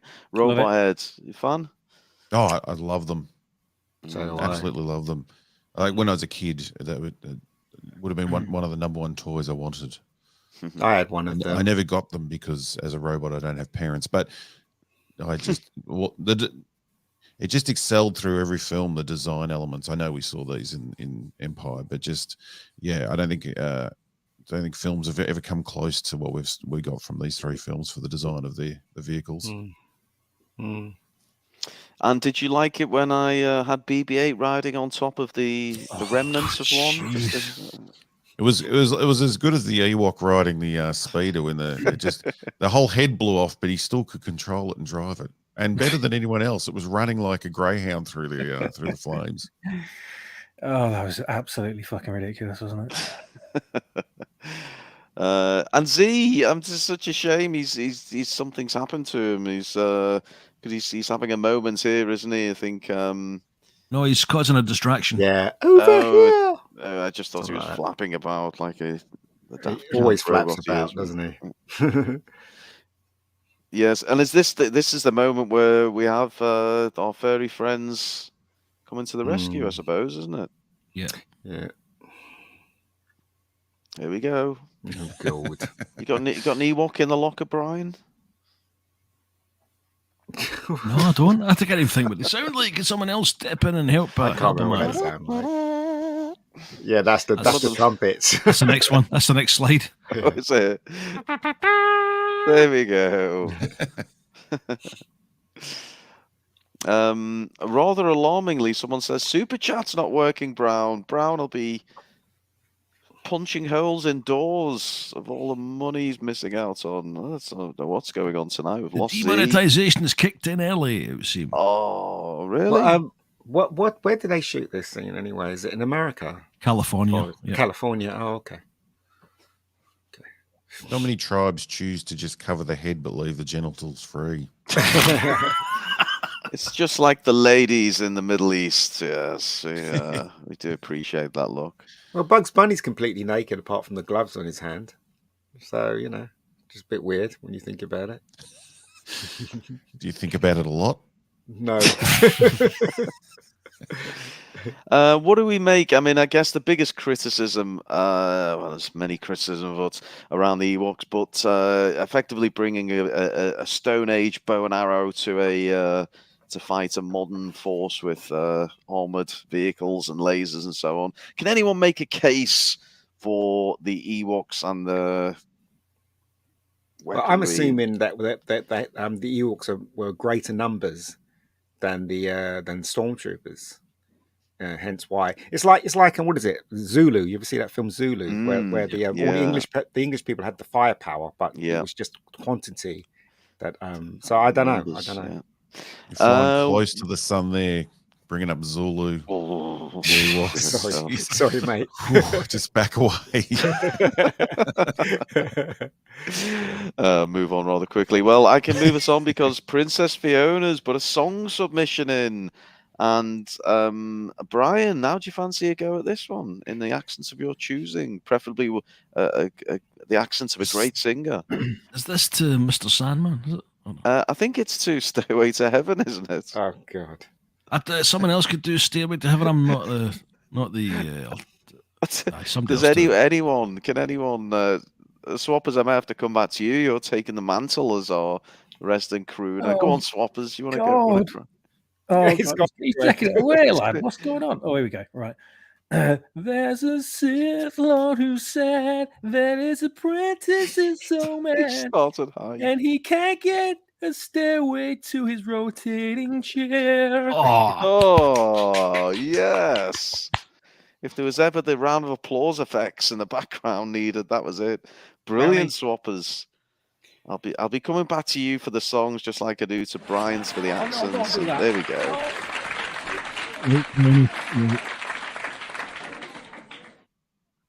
What I've had doing is MMA fighting technique here. But it's what do we make of this scene in general? I mean, it's obviously we're getting into the Battle of Endor in the forest there, but can we take on the chin some of the criticisms, the Ewoks, how they overpowered the stormtroopers so easily, or? I mean, let's face it, the Ewoks are just created for the kiddies so they can sell more toys. So, this is the third installment, and I actually, as I said before, I didn't think it was good as the first or the second one. But I mean, it is what it is, isn't it? So, kind of works. Punchable Face says he should have CGI'd thousands of Ewoks throwing themselves at blasters and getting massacred. I think he just about got away with one Ewok dying, didn't he? I think any more A than few, that. actually. I think it was a Oh, few. really? Yeah. You were talking about the models going through space, but I bet the model department was just wrapped when George said we're going to film through a forest with ever-changing light through the trees and shadows, and to make those models fit in must have been a real pain in the ass. Well, yeah, I mean, I saw the making of, and they had this like platform with false trees and stuff, and they were animating it, frame by frame and stuff like that. But it's comped in, isn't it? Because all the stuff at the bottom is real, and all the stuff at the top is. I think they're I think there might be matte shots though. Some of those trees, so you can walk behind it. I think, I don't know. Andy Mouse in the chat says, I wonder what F off mouse is like in Scottish. Well, Andy, we can answer that one. Brian, would you do the honors, please? Fuck off, mouse. There you go, Andy. Have that one. Put down your pipe and smoke it, Andy. You're welcome, man, baby. So the battle rages on, and we have a flying Ewok. Yeah, no, it's crazy, isn't it? Yes. I mean, he gets shot down. Does he die here, or is it left open to I think he dies. I'm not sure. Oh, no. He crashes, doesn't he? Yeah. I wonder where he took off from. I suppose they do live in the trees. He could have just taken off from anywhere. Because there's that scene in it where one of the Ewoks, one falls and he tries to pull him. It's like, come on, but he doesn't move, and he turns around and he's dead. Remember that scene? So tragic. Oh, that's the heartbreaking one. Yes. Still gets me. Yeah. No, apparently not Mega Geek though. He's still laughing at it. He enjoys that one. Favorite part of the film, apparently. Teddy bears. Yeah.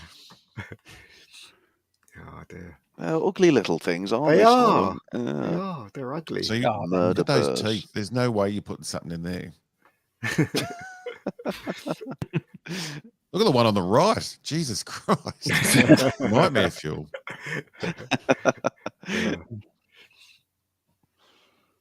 That's very silly. I do like how they have a certain scariness about them. They didn't make them too cute. Yeah, there's something rather, rabid about them almost, isn't there? Yeah. And the stormtroopers there, I mean, as a child, I went with it. I loved it. I enjoyed it. As an adult watching this film back, it does seem sometimes like the stormtroopers are rather comically overwhelmed. I mean, you could just about accept it because they're in a territory that they're not used to. Obviously the Ewoks know exactly every inch of that forest, and they got numbers on their side as well, and they got booby traps and stuff. So maybe you can accept. I don't know. I think I accept it now more so than when I was a kid. Definitely. George Lucas said he based the Ewoks on Vietnam.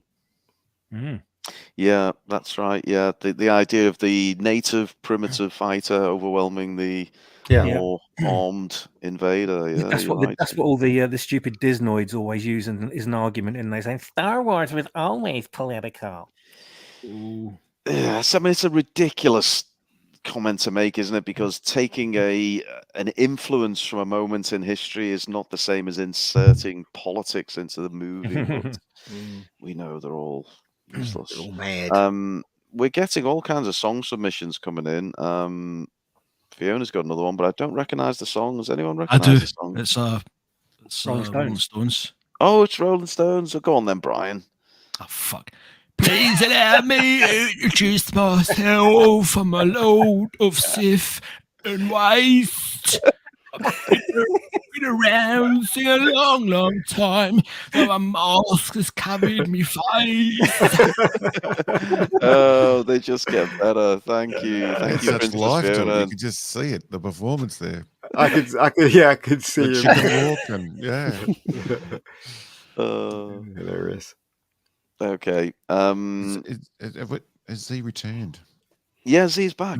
Yeah, he's back. I don't know what happened there, but my system shut down, and I was left with a black and white signed photograph of Philip Schofield on my desk. That's your third Schofield reference of the night. So take a big drink, everybody. Do you? I'm just interested. Robot, do you have any idea who Philip Schofield is? No, I want to Good, look him up. good. No, don't do I it. think he's originally from Australia. He used to live there. No, I used to live in Oz for a while Oh. till they found him out allegedly. Oh my god! No, just kidding. Just kidding. But he's not friends with Rolf Harris, is he? No. He's not part of that group, is he? Oh god! We're getting them all in now. Yeah. Melvin's chucked a fiver in and then says, "I want my £5 back." So I don't know how that works out, but Brown will get to work on the refund. Melvin, we appreciate it though. So the Ewoks are they setting up some kind of catapult here? Yeah. That picture's a bit weird, isn't it? Because it looks Yeah. like one of the Ewoks' head is a boulder, doesn't it? It looks like they're boulders, but they're not the Ewoks' heads. What about the pink one in the background? That's very modern. You've got one of the thems in there. There's a pink one. Where's the pink one? I can't make it out. Next to the boulder to the left. Yeah. Oh, it's kind of a layer, maybe a little bit. Yeah. I love that this came with the Ewok Village playset. Yeah. It did. And you got rocks with it to They were great. your ATSTs. That was brilliant. That was a great playset because it had so many features. It had the nets, didn't it, to to pull them up with. I think there was a slide down one of the trees. Yeah, it was there was. so many features. They had the chair for Zee-ThreePIO. It was really, truly great. We have another super chat, Obi-Wan Darkside. Robot Ed, would you do the honors, please, on this one? Take my money. Money Disney isn't getting. Ewoks seemed cute back in the 80s. Schofield now. I don't get that joke now. Brian the singer, amazing scenes. Oh, I think Obi-Wan Darkside's been to the pub tonight, hasn't he? And he's just letting it all out there. Thank you for that. I think that Ewok in this scene has he left its shawl in the wash with a pair of red socks by the look of it. It does look like it, doesn't it? But I remember those Scout Walkers when you had the toy, the leg. It wasn't solid, was it? It was. No, you the pressed bottom the of the button leg. at the back, and it used to do the walking movement. Yeah. Yes. And you could lock it in position so you could stand up on its own. Yeah. And then release it. Press the I button. was always disappointed that the toy didn't have room for two people. It was just like one figure, and that was your lot. And in the film, you see this, you go, you can fit two Ewoks and a fucking Wookiee in there. What the fuck's going on? Yeah, but it was all based on the actual figures, weren't it? So yeah, it was. Yeah. Yes, yeah. Everything got downsized apart from the Snowspeeder, apparently, which you still fit to. Yeah, Snowspeeders were great. I didn't. I just like to point out I didn't own these toys. My brother owned these toys. He had all of them. But, Is that where the anger comes from? Yes, exactly. Anyone got So a annoying. violin soundbite they can just play every time Ian says this on a stream? Yeah. Rennie's in the chat. Hello to Rennie. Hi, Rennie. Shame on Brian for I don't know what that's in reference to. But the one thing I noticed when Rennie pops up in the chat, and it's always great to see her, is this might be an in joke or something I'm missing, but everyone seems to suddenly fixate on whether she's married or not. Pops into the chat and we just have a tirade of, "Are you married, Rennie?" Wait, Rennie's married. I didn't know that. Allegedly, apparently. Just let me block her on Twitter then, because I don't want to waste my time. I hear she likes Australians. Oh, there we go. Brown's in on the in joke. So we transition, not in the literal sense, of course. We don't want to go down that road, but we transition to the space battle, and it's really hotting up, isn't it? And yeah, The list of words YouTube's we're not allowed to say. I think we've ticked off every one. I think there may be only one or two left we haven't used tonight. It's a trap's kind of transphobic, isn't it? Yeah. We need a bingo card for all these words, don't we? Really? I'm still surprised that's a puppet. Look at the size of that thing. Yeah, I was sure it was a person in a suit. Mm. Sorry. Wow. Painkiller. With that conversation. No, we're all well, looking the back. sideways, trying to. No. So the back of him is a guy in a suit. At the ending, when he's shaking hands with people, that's a guy in a suit. But when they have the forward shot with him, it's a puppet. It's a puppet. Yeah. So, because have you noticed all the shots with Lando? You don't even see his shoulder in shot. It's just Lando. So I'm assuming they shot the Lando stuff separate from the puppet sequence, like they were sitting together. So that's what I'm assuming. He looks so much bigger there from the back. Because he is. Swappers, we've got another song submission. Fiona's on an absolute roll, but I don't know if you know this one. Is this Mary Sue, the old kind of 60s song? I do believe it goes something like, if you knew Mary Sue, then you know why I feel blue. Oh, Mary. Oh, Mary Sue. Not Mary, my Mary Sue. Oh, well, I love you, gal, yes. But we could have a plot without you. Dear, oh dear. You're also getting copyright claims now. Yeah, we probably will. Yeah, that was spot on. It's ruined. Oh, Just hitting everything. It's like Swappers is Elton John and Princess Fiona's Bernie Taupin. It's just a fabulous combination we've got going. It's really enjoying it. Brownie's losing his shit in the background, not just because how close we're walking the line, but that we're only 60 slides in of 160 slides. Don't worry, Brownie, I'm going to get us moving along. Don't worry. So back to Vader, the Emperor, and Luke. Ian, Mega, if we could, what do you make of the pacing? Because obviously it's a bit of a juggling act, isn't it? 3 different sequences. Did they pull this off? Did they pace it well? I think they did. I think they did. I mean, I wasn't bored watching this scene and any other scenes as well stuck together. The I highest think it worked very compliment. well. I wasn't bored.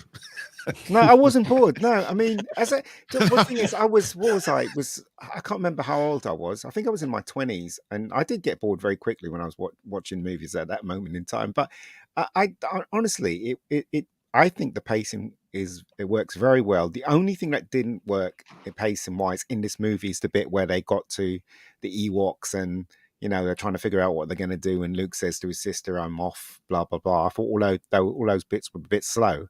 But once it got to this bit, it just kept going and going. So, well, that's my take on it.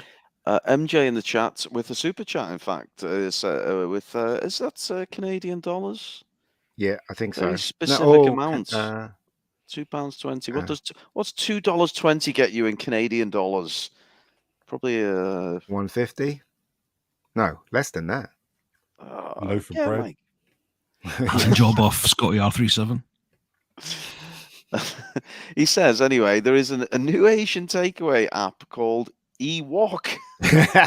Oh, fabulous. Very Makes good. total sense. And Punchable Face is back with a bit of a story for us. He says, my dad was a spoilt bastard. He had 90% of the Star Wars toys, gave them all to my cousin before I was born, and he blew them up with fireworks. Yeah. Sad story. Similar stories go around the world with things like that. If Brown was here, he'd say, look at that, because the Death Star's firing up. I've got a fact about the Death Star. Maybe everyone knows this, but I didn't know it. That the original Death Star could only shoot once every 24 hours, and apparently this one could shoot every 10 minutes. Wow. Where's my fact sheet? Interesting. Okay. I think it was 10 minutes or every minute. But it's really funny because they still use that mixer desk, don't they? Because in Star Wars, it was obviously a mixer, like a studio mixer, and in this one they still use it. So interesting. And apparently the second Death Star was 460% larger than the first one. Ooh. Wow, it's quite a bit larger. Yeah, no wonder it could fire a lot quicker between sessions. Poor old R2 gets hit, doesn't he? R2, yeah. R2 and really Han couldn't give a shit. No, he didn't. Well, Z, if you're back with us, Z, can you take us through this scene? Because we can see your crotch on the right hand side there. So, yes, R2D2 got shot. Oh, the smug little bit. This is one of my pet hates: is how much they see droids as living, caring, loving things in Yeah. the new movies, and Yeah. back here, like this happened, and everyone just went, "Oh well, I suppose I can hotwire it now," or whatever Han says. Nah. Like, there's no concern for him whatsoever, which is how it should be. I like the old version of how they saw droids. Yeah. So do I. You'll notice that his leg rockets don't come out. Yeah. Well, we're just waiting to see Chewie's little red rocket, aren't we? That's the Oh, one we God. all want to see. Jesus Christ. A lot of fur hiding it, isn't there? Let's face it. He's like a gorilla. They're very small, even though they're big, I'll take your word for that. because they don't shave it down. We've got another song submission, but for the life of me, I can't work out the song, and it's full of Mr. expletives. Sandman. Oh, it's Back to Sandman. the Future.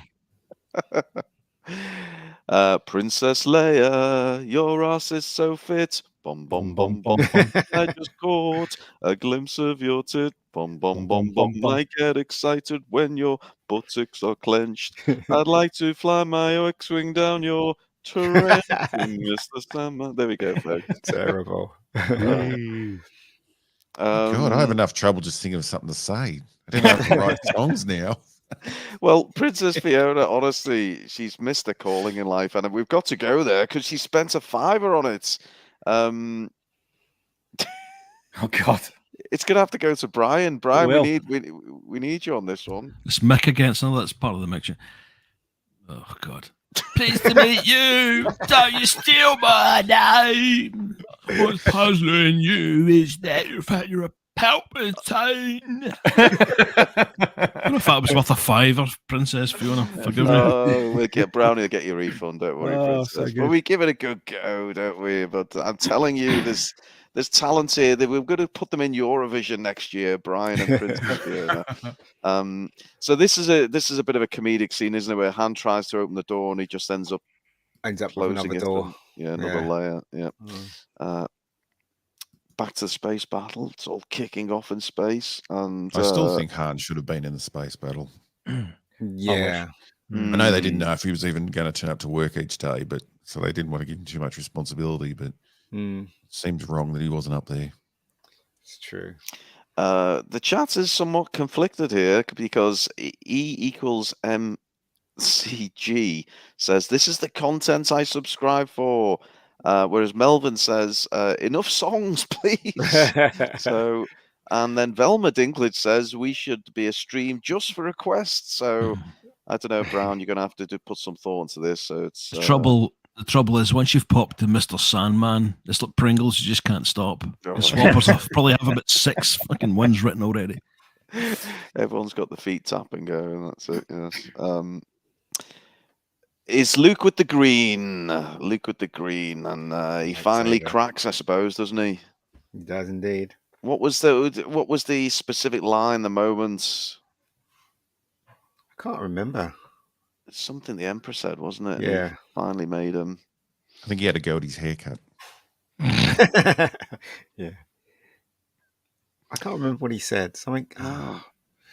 It's about his. I'm sure it was about his friends, and that was. I honestly can't remember. Oh no! Someone will know. Zee will know. Zee will know this. What? Something about milking things in the future. Isn't this bit where it's like your fleet is lost and Yeah. your friends on the Endor moon will not survive? Yeah. Yeah. And then he goads him and says, I feel your anger. I'm defenseless. Take your weapon. Strike me down with all of your hatred. And your journey towards the dark side will be complete. Yeah. There we go. Spot That's on, it. Zee. Very good, Z. Dark Side of the Walk's joined us, and he rose from his slumber because he thought he heard the word wok mentioned, and it was we were referring to apparently an Asian food app called Ewok. So do check that out, Dark Side of the Walk. We know you're a fan of all things wok related. And there we go. Vader cock blocks him, basically, doesn't he? Well, someone's got it in the chat. Your arrogance is your weakness. Your faith in your friends is yours. Oh, yes. That was about half an hour ago. Oh, that's right, yes. Oh, no. What's that line? It says, you want this, don't you? Isn't that line? Where he's talking about the lightsaber? Or did I miss that one? This bit here had his. I don't think he was laughing originally, but they just dubbed his laugh over the top of it because you're looking at him and he's not really. He's just sitting there smiling, so he's not actually genuinely convulsing with laughter. So they must have just like dubbed it. But it's such a great laugh. Ian McDermott's laugh is just phenomenal. Sebastian Lee with a $4.99 super chat saying, "Just for being ace, well done." Oh, we appreciate you, Sebastian Lee. Thank you very much. And this is Chewie, well, manhandling an ATST pilot or driver or whatever we call them. Is he just chucks them out of there, doesn't he? Launch. There were two of them in there, and one of them was the director, Richard Marquand. Yes, it was. It certainly was. And this, again, it kind of leads to a comedic scene of Chewie trying to drive this with two Ewoks rather getting in the way, don't they? But there's a little Ewok starts petting him or something while he's trying to... Do you remember that scene? I don't They cut remember away that. just as Chewie grabs his head and starts pushing it down. oh no! Oh, there's his red rocket. Oh no! Oh god! I just love the look of the inside of this. I think it just looks incredible. The detail they've gone to here is mind blowing. I love it. I don't know what any of it does, but it's just fantastic. There's probably someone's hairdryer stuck to the wall in there somewhere. Wouldn't be surprised, actually. Franco with the meatloaf. We do appreciate it, Franco, but don't want to piss some people off who are getting tired of our songs. But a great submission all the same. So this is where we start seeing the Ewoks turning the tide of the battle, don't we? And they take out one of the, this is the ATST piloted or driven. Is it pilot or driven? It'll be driven, isn't it? It's a land-based vehicle. Shooting up other ATSTs. That's what's happening, isn't it? Yeah. Again, awesome explosions in this one. Mm-hmm. You don't necessarily expect that bit either. You just see the other scout walker coming in from behind, and obviously you can't immediately tell that Chewie's on board it. But when you rewatch it, obviously it is.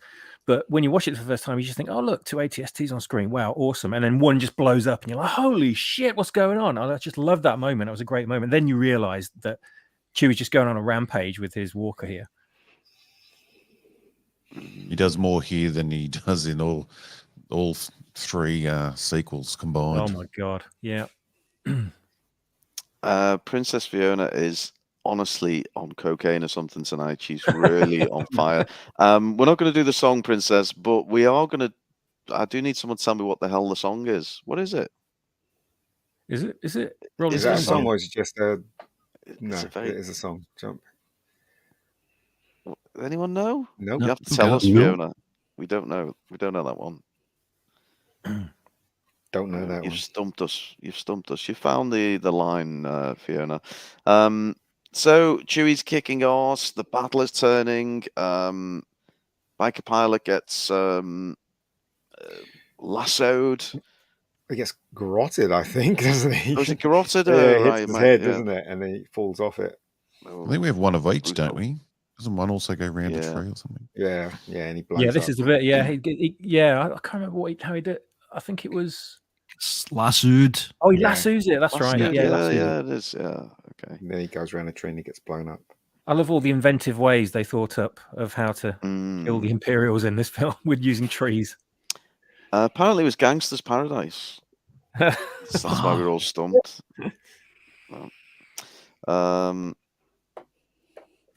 There we go. There's the other one for my Geek. Yep. Yeah. Oh, how I'd love to do that to some of these annoying lycra cyclists around my way. And Brownie, I hope you're listening.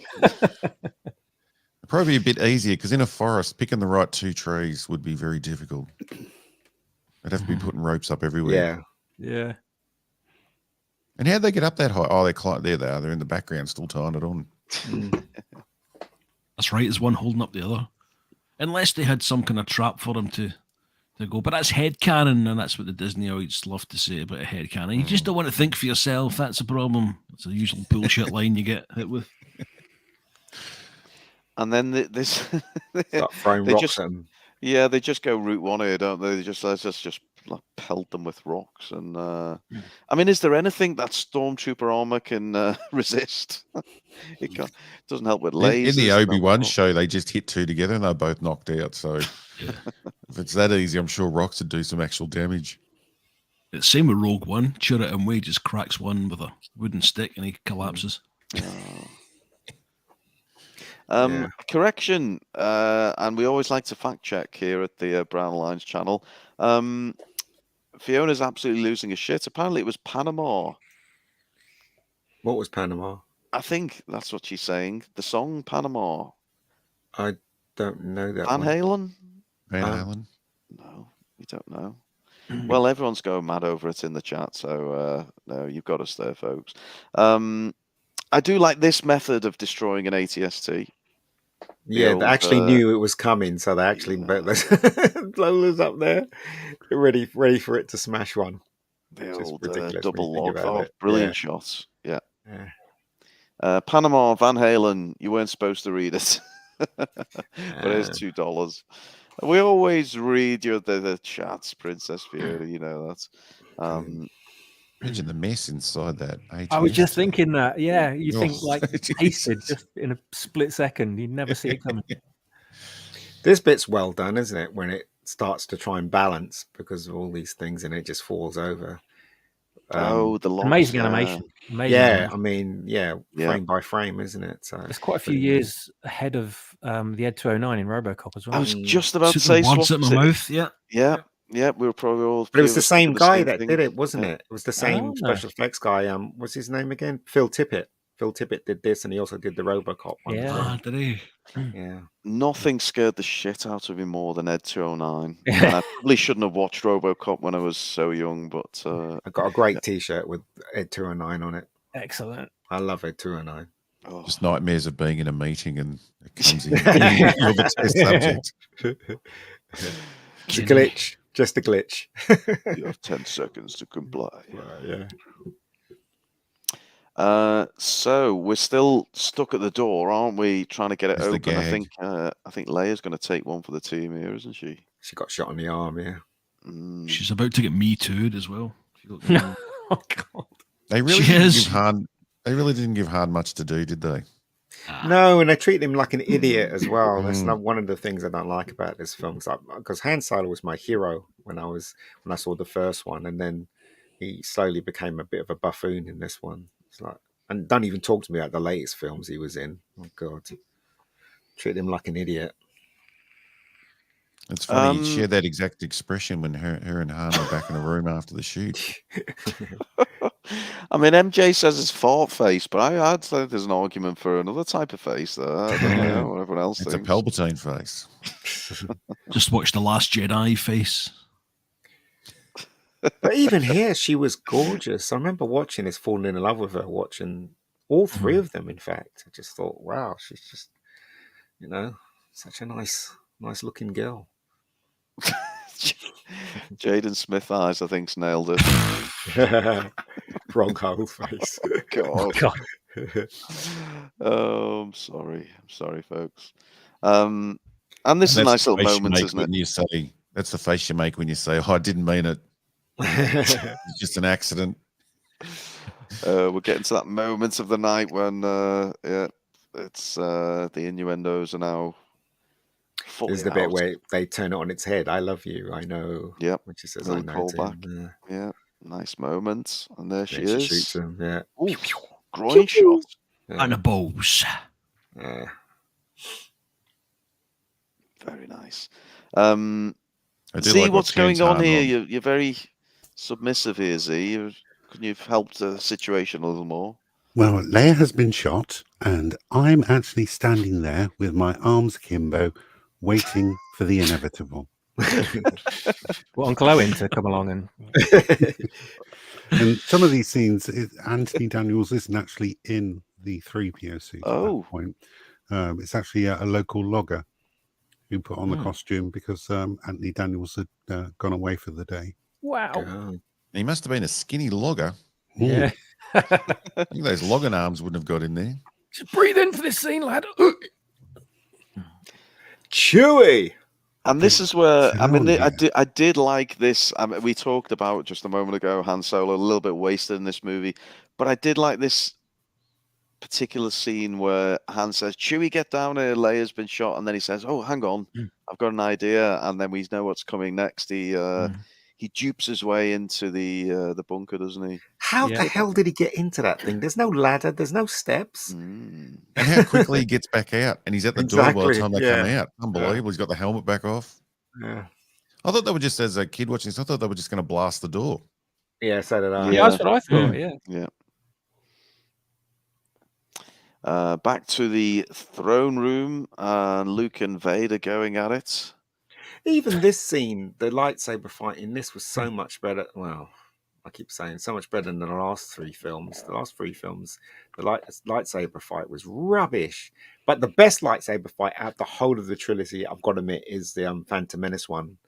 That was amazing. With second best after the Last Jedi throne room scene, or maybe the Luke and Kylo Ren.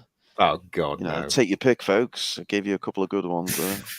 They did have some moves during the filming of this scene where they were using their lightsabers one-handed, and George was like, "No, you can't. It's got to be two-handed. It's a heavy thing like Excalibur." But they did shoot extra scenes in this, which was pretty good. I always love that backflip where he uses the lightsaber to help him get over. Oh yeah, the tip of the lightsaber. Sorry, Brownie, I've completely missed my cue, but I'm going to go back and do it because the heart wants what the heart wants, Brown. Brownie, looking at Leia there and that particular expression, if you had to give it a rating out of 10, going from 0 to 10, what would you give Leia? Mark out of 10, yes. Out of 10, what would you give her? A number. What would you give her, Brown? I'd give her 1. He'd give her 1, folks. There we go. It's the last one. Come on. Rest in peace, Carrie Fisher. He'd still give her 1 even now. No, I wouldn't. Oh dear. So this is the scene. Cocaine, you could probably resurrect her. Oh God. Oh no. This is the backflip scene, isn't it? And this is where he used the saber to rotate through the air. Yeah, it's fabulous. And his cape almost goes through the wires. But it's good though. And we see Luke as the fully fledged Jedi Master, don't we? Lightsabers have shadows. Ryan copied the looking out the window scene, but in Last Jedi it seems so crappy. Read like a viewfinder. Like how much they ripped off this scene. Without any context. The same with the elevator scene as well. I mean, the one thing we don't get when we're focusing on the visuals is the soundtrack. I mean, it's a great soundtrack here as well, isn't it? Yeah, it is. I still got it actually. Soundtrack. And Luke jumps in between those things, doesn't he? Yeah. Or does he jump out of it? I can't remember the bit. But yeah. Well, he jumps out, doesn't he, and jumps onto the gang. Yes, he does. Yeah. Right. There he is. If you will not fight, and he just chucks his lightsaber at him. That was the first time we've seen that move. Bit of a stupid move, really. Getting rid of his lightsaber like that. Yeah, it didn't come back to him, strangely. Smilex saying this scene gives me goosebumps, and it really is. I mean, it's a powerful scene, isn't it? It is, but the thing is, though, you got to appreciate how simple the story is. Do you know what I mean? I mean, there's a lot of depth in there as well, but it's still a very, very simple story.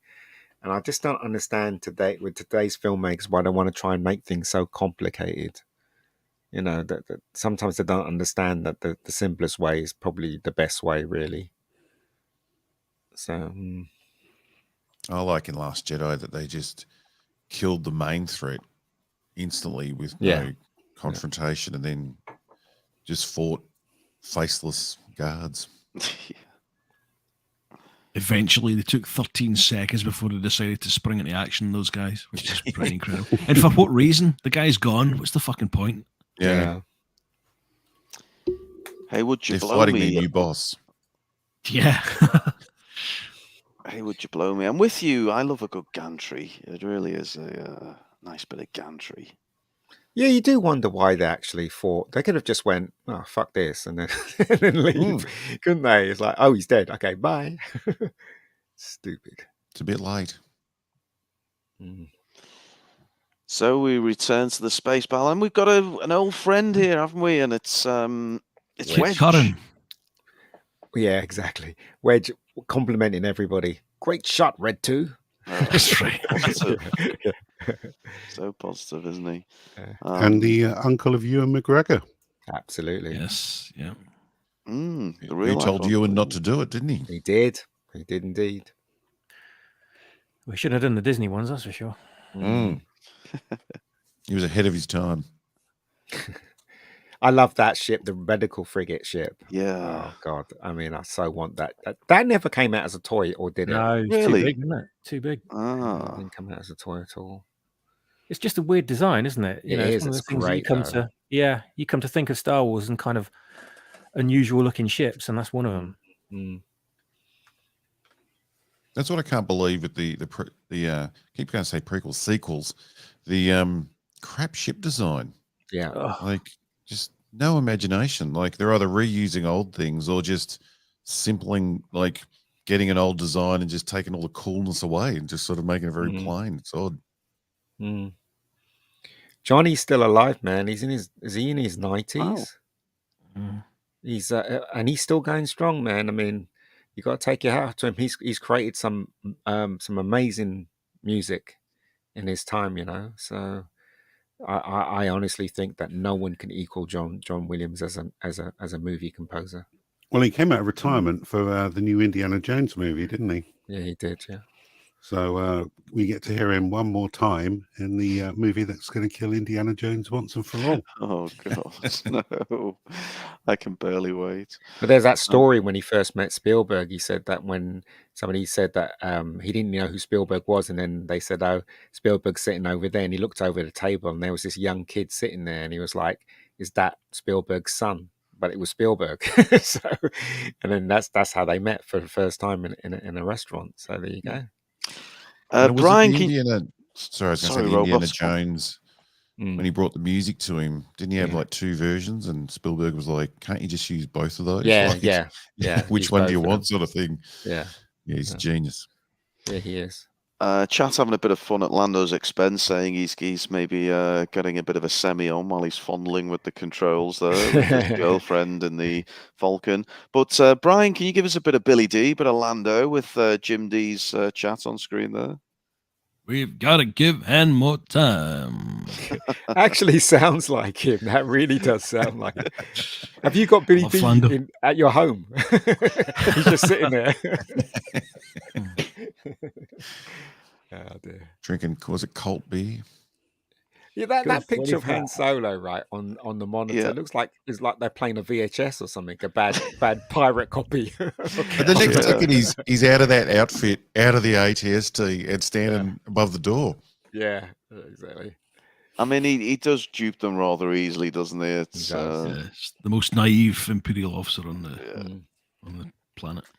But it works, and it's I still don't like this set. Yeah, it's a bit small. The background always looked a bit fake to me here. Well, no, that's green screened. The thing behind the guy right at the end, that's all green screened. So that's a little model that they built for that. But everything else is a set. But I heard that they did add things, but maybe this was one of the things they added after the production had finished. So maybe this is one. It just doesn't look the same. No. Much of like the same details got into it. Like the inside of the ATST had more detail. Yeah. And not once did they receive the radio signal going, "We're being slaughtered out here. Help, send more troops." And look at how well they're hidden either side. You'd never notice them coming up. Yeah. Jay Goodwin in the chat makes a good comment. It's been 6 years, but Han finally learns to communicate over the intercom with Imperial officers, and yes, a call back to the first movie there. And that's the Han we know and love, isn't it? The cheeky Han Solo. They ripped that off in Rise of Skywalker, didn't they? That little move. They did. Stream killer. Yeah. Oh, we pause for breath, Brian, merely. So they're blowing up the this base, aren't Shield. they? That's Shield taking down the shield. Yeah. Oh, nice close-up shot of some sprinklers. Yeah. And then his work's done, isn't it? Yeah. Which isn't much for the final for our big hero. No, it is maybe the one weak area of this movie, along with the Ewoks. I won't have a word said against the Ewoks, but this is Give the yourself to the dark side. Darth Vader's sister bit, isn't it? Like, sister. How could he not know that though? According to the prequels, how could he not know that he has a sister? Oh no, am I thinking right? Because when she gave birth, he already wasn't burnt there, to a right? crisp. Yeah, no, right, he gotcha. picked it up from Luke. Yeah. I like this little shot here. It's almost like the red on one side and the blue on the other. How deliberate that is. Yeah, lovely bit of light, and you're right. He was trying to hide his emotion, wasn't he? But he couldn't hide it too deep. Old Vader sensed it. Ben did pick a terrible time to tell him about his sister, didn't he? Yeah. Could have picked a better. Your sister's gonna fly like Mary Poppins. Was the Emperor going, what the hell are they doing under there? They're actually under the Emperor. Yeah, if you look at it, what's going on? If you look at the throne room, the Emperor's like sat right at the top, and they're way underneath it, or you can't see where they are. What's going on? Yeah. In the majority of the fight scenes, it wasn't actually Dave Prowse in there, though. That was stuntman Bob Anderson. Yes. They used different framing and shooting angles to ensure that the height difference didn't come across. Yeah. But Mark Hamill learned how to do all that stuff. Hamill was great in this scene. Yeah. He looks like he's acting so hard there. Like he looks like he's really losing it at this stage. Yeah, he's just like he's fighting Vader, and Vader's retreating the whole time, so you know he's on the back foot, and you're thinking, "Shit, Luke's actually fucking winning against Vader." My God, after the last movie, he's actually kicking Vader's ass, and it encourages everyone to kind of get behind Luke at this point. It really urges you on. It's like watching a boxing match, when you're really urging your favorite fighter on, and you're like, "Oh, come on, do it," and then you don't realize that you're kind of being tricked in a way, because what you're feeling is the wrong way to think, if you like, which Luke then highlights in a moment. Smilex in the chat says, sexiest moment in the film completely missed by Brian. Damn it, Brian. What was that moment? He's referring to the Me Too moment. There's an actual, if you look closely, there's an actual shot of Han with his hand somewhere where it shouldn't be, around about the chest area of Princess Leia. I did have that shot, and I thought, no, that'll have to go. Oh, Brian. So when this film was released, it still didn't have like things like Cineworld or anything like that. And I saw this film in the West End in a proper cinema, and then I saw it again with my brother in a tiny little flea pit cinema in Clapham Junction. And it was late in the night, so we saw one of the last screenings.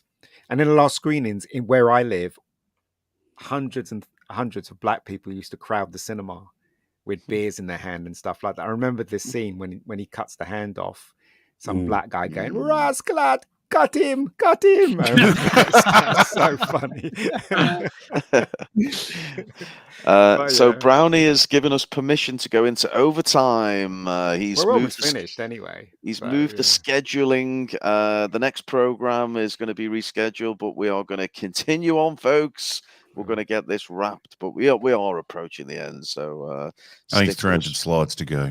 Yes. But I can't tell you how excited the crowd was with this scene. They were all cheering and screaming and stuff like that. And if you haven't experienced Star Wars unless you've actually gone with a whole crowd of black people, let me tell you. It was great. It's like Luke be like, you failed, Your Highness. I'm a Jedi like my father before me, and you're just going, yes, get in. Look at the shadow in that shot. Yes, you still didn't know what was going. You still didn't know what was going to happen right up to this moment. Who was going to survive, and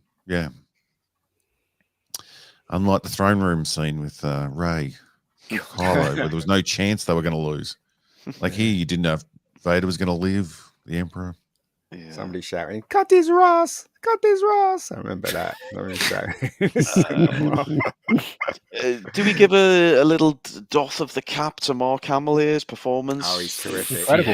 Really good, wasn't it? Absolutely. Yeah. Absolutely terrific. Yeah. He was great in Empire as well. Yeah. Very emotional in Empire. It's fun to watch back because as a kid, I always wanted to be Han Solo. Like a lot of used to play with the kid next door. He was always Luke. I was always Han.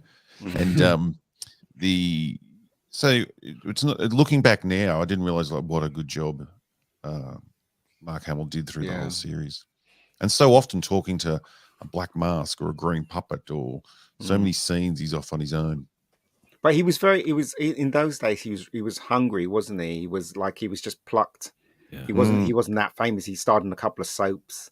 And he got this extraordinary chance to be in a movie, and he just ate it up, didn't he? Unlike Harrison Ford, who just going, okay, you know what I mean? He's a very different person.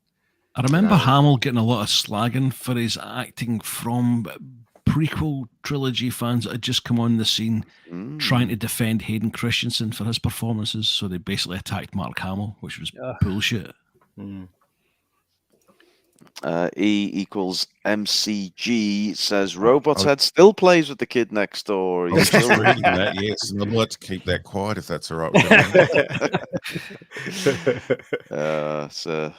Our fourth and final Schofield reference there. We'll call it a day at that point. But we have got to a rather... Rolf Harris is the Aussie version, yes. We have got a rather pivotal scene, and I have particular interest in this as director of The Last Jedi, because Luke throws away his lightsaber, and Robothead, why don't you tell us why this is not the same as what he does in my movie? The pain daily on Twitter, fucking idiots, comparing this to him going to strike down his nephew in The Last Jedi just does my head in. I find it unbelievable. If I should explain it, if there's any chance someone doesn't know this, that people do compare this scene to The Last Jedi. It's exactly the same, apparently, as Luke going to kill his nephew over a bad thought. I just can't believe people completely miss. This is the whole. Oh, I've got a close up. It's exciting. They completely miss the whole point of the bloody series. Like, it all comes down to that moment of him throwing the lightsaber away, and they think, look, I'm losing my words here. It just makes me very angry that they compare the two and don't understand what's going on. Like, they're just trying to make their crazy reality an actual reality. That's all. But it even goes against their own argument. They say, of course, someone would change over 30 or 40 years. He wouldn't be the same. But apparently he didn't learn any lessons over that time. He didn't learn anything from this moment. It does my head in. If it was later in the day, I could explain it a lot more clearly, but that's as good as I can do at this time of day. Well, Amber's cheering you on from the sidelines there. Thank you, Amber. I need all the help I can get. Yes, we do love it how you own them all on Twitter. I do appreciate it. I'm never stopping either. No, same. Six goddamn years, and we're still hanging on in there. But as long as they're going, I'm still going to be going back. Oh yes, 1-0 if not stubborn. And there it is. That's the shield generator going. Yeah. There you go. And discrepancy between the two shots, isn't it? Yeah. It would be burnt to a crisp if that was as big as it. Yeah. I And told you he'd do it. Says what's his name? Yeah, great shot of the Falcon. Yeah. So yeah, I mean, as we climax our way towards the end of the movie, we've still got the throne room battle, although Vader's now almost out the battle, debilitated, and we've got Lando crucially trying to blow up the Death Star, haven't we? So it's all coming to a rather anxious end. This And doesn't seem anywhere near as impressive now that Rey can do it. She can just pull ships out of the sky with lightning. It's stupid. I don't have that connected to these Star Wars at all. That's Disney Star Wars. This is proper Star Wars. This is It's the only way you can move on and I mean, survive. the lightning is obviously hand animated, but the animators, when they did it, actually took into account the proportional distance between the two actors and their height difference as well. So it actually looked more realistic. And when you get away from further shots, it's smaller. And it just looks like a force of nature. And I love this scene. And isn't that the difference between all the rip-off movies where they would have just done one size beam across the whole shot? It would look like crap if you froze it. You know, like it's all those little extra amount of effort they went to in these movies. Yeah, like when Disney animated the id in Forbidden Planet. Looks absolutely ridiculous as a red animated sparkle monster. We've got some a little game going on in the chat, and this is an example of it. What Lizzo is to Playboy, Last Jedi is to Star Wars. And we've got another one from Hostman Socrates, who says Martha Stewart is to Sports Illustrated what Rian Johnson is to Star Wars. Well, I don't think that's fair. I think she's looking pretty damn good for a older lady. It's a bit harsh. Yeah, a bit harsh. I think it's yeah. I'm sure you'll think of a few more in the chat there, man babies. But this is arguably the most poignant moment in the entire Star Wars trilogy, isn't it? He literally had to turn his whole body to look at Palpatine and then back to Luke, didn't he? Because his head is kind of basically stuck to that thing, isn't it, on his chin? So he has to kind of literally turn, doesn't he? It's just a bit weird. I love how dirty they made him. Yeah. Like just looking wrecked. A little bit beat up. Yeah. And there was no way in this that I thought there's any way out for Luke in this one. No. Honestly, it's hopeless, doesn't it? Yeah, I honestly didn't think that Darth Vader would turn. We gave Mark Hamill some props for his acting. Do we give, I mean, how incredibly hard it must be to be inside a suit with minimal movements, but there's something Dave Prowse manages to do with the physical portrayal of Darth Vader. I know there's the music and there's a lot of other things going on, but he really does achieve something, doesn't he, with what he does in the suit? And it's subtle. Yeah. Like you see even in the Mando and those, they have to do exaggerated actions for just a little tilt of the head or movement of the body, and you see him changing. Oh, poor Luke. He really is. I can't work out if that's Palpatine's laundry hampers or cookie jars behind him. I think it's cookie jars. Actually, aircraft engine components, if you want to be. Oh, really? Yeah, there's a set of those guide vanes to the left. Like he didn't hit him then, isn't it? Yeah. Otherwise it would have been a big boom. But they really did do a turn on us as the audience, didn't they? I mean, it wasn't like he zapped him for like a couple of seconds. He literally was trying to burn him, wasn't he? And you're sitting in the cinema going, "Oh, Luke, get out of it!" You couldn't figure out a way how he was going to get out of it. I didn't think Darth Vader was going to turn either. No. Respect to Hamill's acting, though. You really do feel that pain. You really do feel that lightning is hitting him. Yeah. He sells it completely.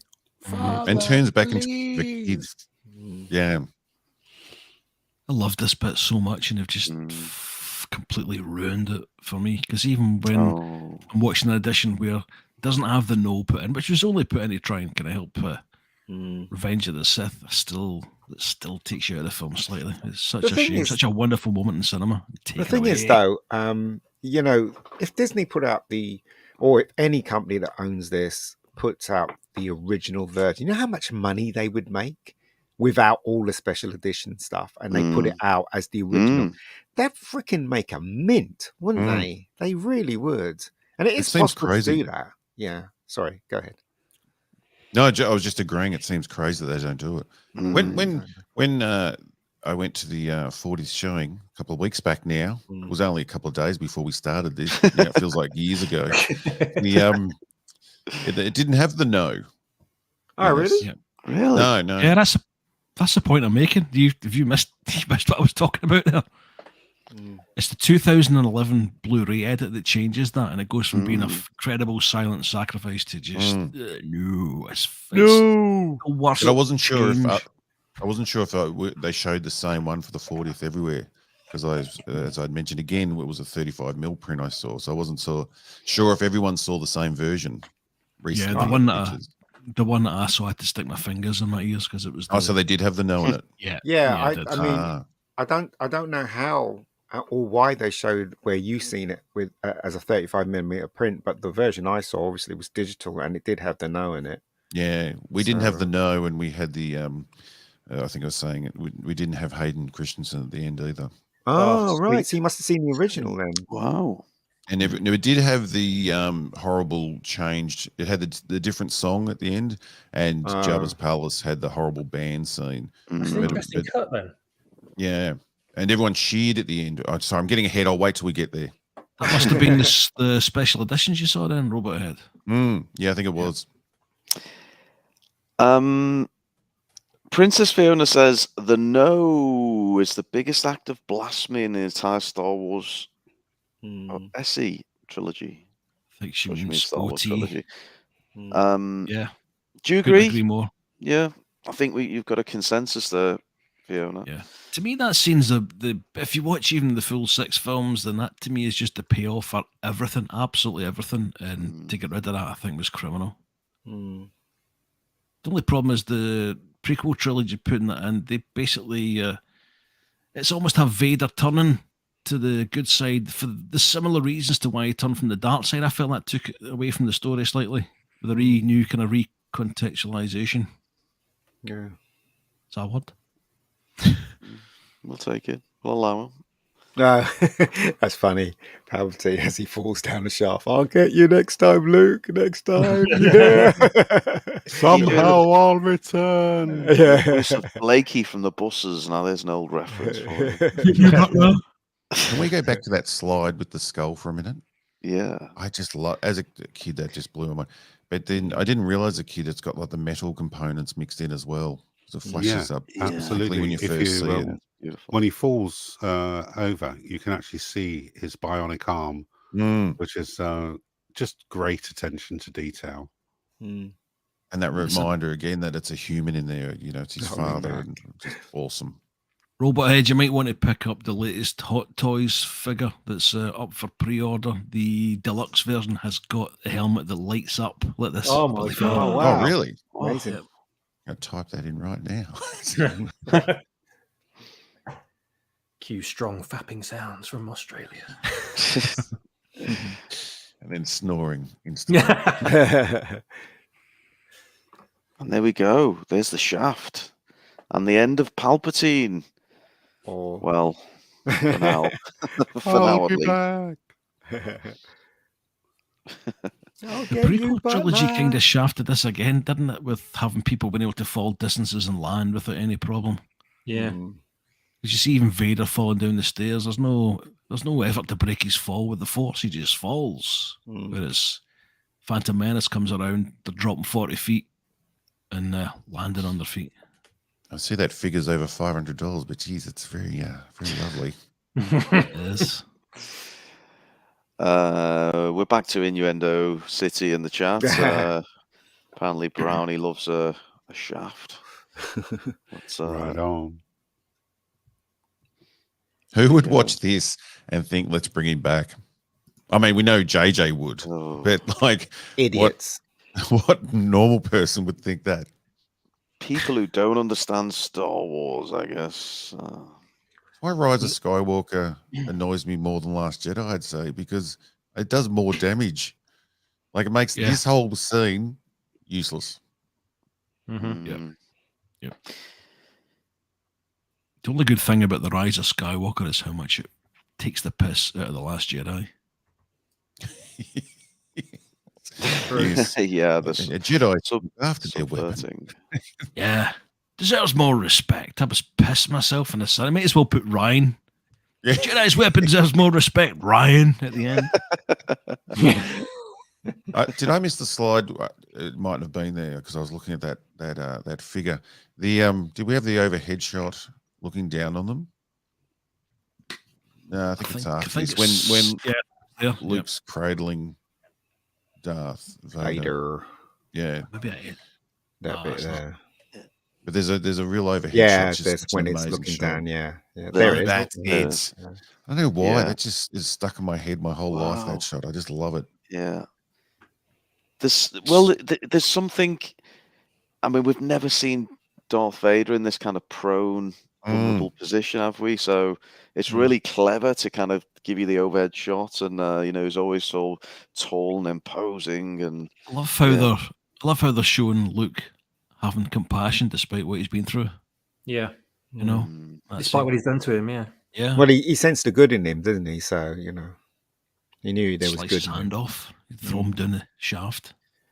I mean, if I was directing this, I'd have had him draw his lightsaber and chop his father in half. That would be the way to go. Disney will do eventually when they redo these, they'll do an Austin Powers, and you'll hear Pelpy down there just saying, "I'm just injured. I'm okay. Someone come and get me. I'm getting better." And as the Death Star explodes, you can just hear his voice in the distance. Oh shit! Now, right. So this scene, I really don't understand how they did it. Did they have breakaway sets and shot it at 1 frame per second and animated how the camera went over these models? Because it literally goes in there, and you're flying around inside there, and I really don't understand how they did this at all, because a lot of this was models, wasn't it? So I'm just assuming they had breakaway sets. So they were going at a really slow speed, and the camera's cranked, and then they remove a certain section, and then they'll fix up a certain section, and then they'll move the camera again. So I just if they did it that way, my God, that must have taken ages. This was really when going to the cinema was like magic, wasn't it? Yeah. Like now, they could do anything on screen. I could hardly give a shit anymore. but you saw this; it just blew your mind. Yeah. Yep. It's the CG, as great as it is, it's a double-edged sword, isn't it? It's amazing what you can achieve with it, but then you don't care after a while. But because this is all physical objects, it kind of makes you just go, "What the? How the? Why? I can't." That's the magic, like you say. I always think it's those obstacles too, and like with practical sets and lighting, and that's all those little mistakes or problems they've got to fix or work out how to get a camera shot forces them to produce these amazing shots that stick in our brains forever. When it's all just CGI, it's just all their initial thought gets done, and that's it. There's no problems they have to overcome. Like this shot here, it's like, well, the camera's going right through it, so I still can't figure out how they did it. They must have breakaway sets, and then because the camera has to go through that little gap, doesn't it? And then they must break it away, because if they're moving, the camera's moving really slowly, and they're going to crank it in the end. And we're not talking the small cameras of modern day, are we? We're talking No, it's fascinating to think how they did it. It really is. It's like when you see them doing the original trench run.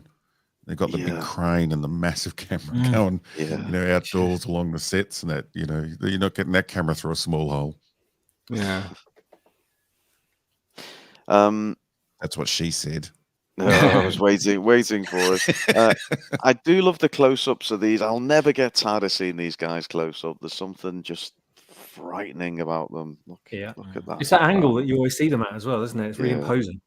I've got to say, I was disappointed when you only get to see them kind of the head and shoulders. Maybe I was disappointed when I see them in their full size. The body looks a little bit dwarfed by the helmets and the oxygen pack or whatever it is. But what I don't get in Mando is they're still flying around. Like, they still use that shot. They rip it off all the time in like the Mandalorian. It's like, I don't understand how they still exist and why they're flying around as if the Death Star didn't blow up. Jaden Smith Just killing says, that conversation just over and over. You sure I'm not getting invited back? You're going to finish this today regardless how long this takes. To make sure you don't have to have Robot Head back. No, Robot Ed. What you don't realize is we're edging our way towards 1 a.m. in the morning on a school night. So while you're just starting to feel sprightly, I'm just coming good. We're just and you're leaving me on my own. We're slowly dying here, but we're all slowing down. Yeah. This guy's got a porn moustache, isn't he? This fella here. I didn't know J.K. Simmons was in this film. No. Boom. But that actor, I've never seen him in anything. Maybe he has been in something, but he must at dinner parties. He must have great stories. Jonah Jameson in the film, yeah. You're serious? Yeah. Kirantos wants to know, Robot Ed, what are you powered up to? Are you a 60% capacity, or are you a bit higher, a bit lower? Oh, I'm 3 full bars now. Oh, he's getting up there, folks. He's got full signal. This was impressive, this flying, until Rey did it her first time in the Millennium Falcon. Yeah. I'm not so impressed anymore. I love the bit where the one of them goes through the Star Destroyer, and that guy goes, "Too late!" and he jumps out the way. Yeah, huge explosion. That's coming up. Just it's hilarious. So Lando needed Neenum with him to do this, but of course Ray could do it with a little finger, and nobody else on board. Yeah, just a porg maybe. Yeah. And hit the brakes and just fall backwards to Earth and take off again. Yeah. Time Prophet wants to know, Robot, do you also have a robot body? No, I have. I have several attachments, but it's part human. I search for bodies. It's like a Dyson. He just has all these attachments you can clip on. But I suck better than a Dyson, apparently. This is the radar separation scene. If you just look closely. Oh, great call, Brian. Yep. That was too close. I thought I always remembered Lando being a lot more sort of reactive to this thing. When you see him afterwards, after it's just happened, he's kind of just casual. But I always remember him sort of like wincing and sweating and cringing and going, "Oh shit, no!" But no, he didn't. So no, cool. he was cool. He was cooler than the other side of a pillow, wasn't he? He really was really cool in this. He really was. So, yeah, he was cooler than he is in the Solo movie, where they make him bloody in love with the ship and the robots and fucking. Now that he sees the ship again, he hardly cares. It's quite surprising. Oh God, we've got another wrong hole expression here. Oh no, we can't go there. He's really going for this now, isn't he? Yeah. The pilot's about to put it up the wrong hole as well, isn't he? He is about to crash into the bridge of the Star Destroyer. He's got the old English teeth, hasn't he? There, this chap. The Americans would not understand that at all. Yeah. Teeth like Newcastle United, Scott. That's twice I managed to get Newcastle United, didn't he? Last year. Yeah. God, I never said last year. Oh, Brian. We'll edit that out. Don't worry. Intensify forward flap. Yeah, I love this bit. Too late. Boom. I love it. The original Holdo move. Yeah, absolutely. That's a question for Mr. Brownie, Sebastian, but maybe you can talk him into it. Do you want to do the prequels? You might as well put the question out right now to the rest of the panel. Anyone interested? I would. And how many weeks would that take? How many weeks?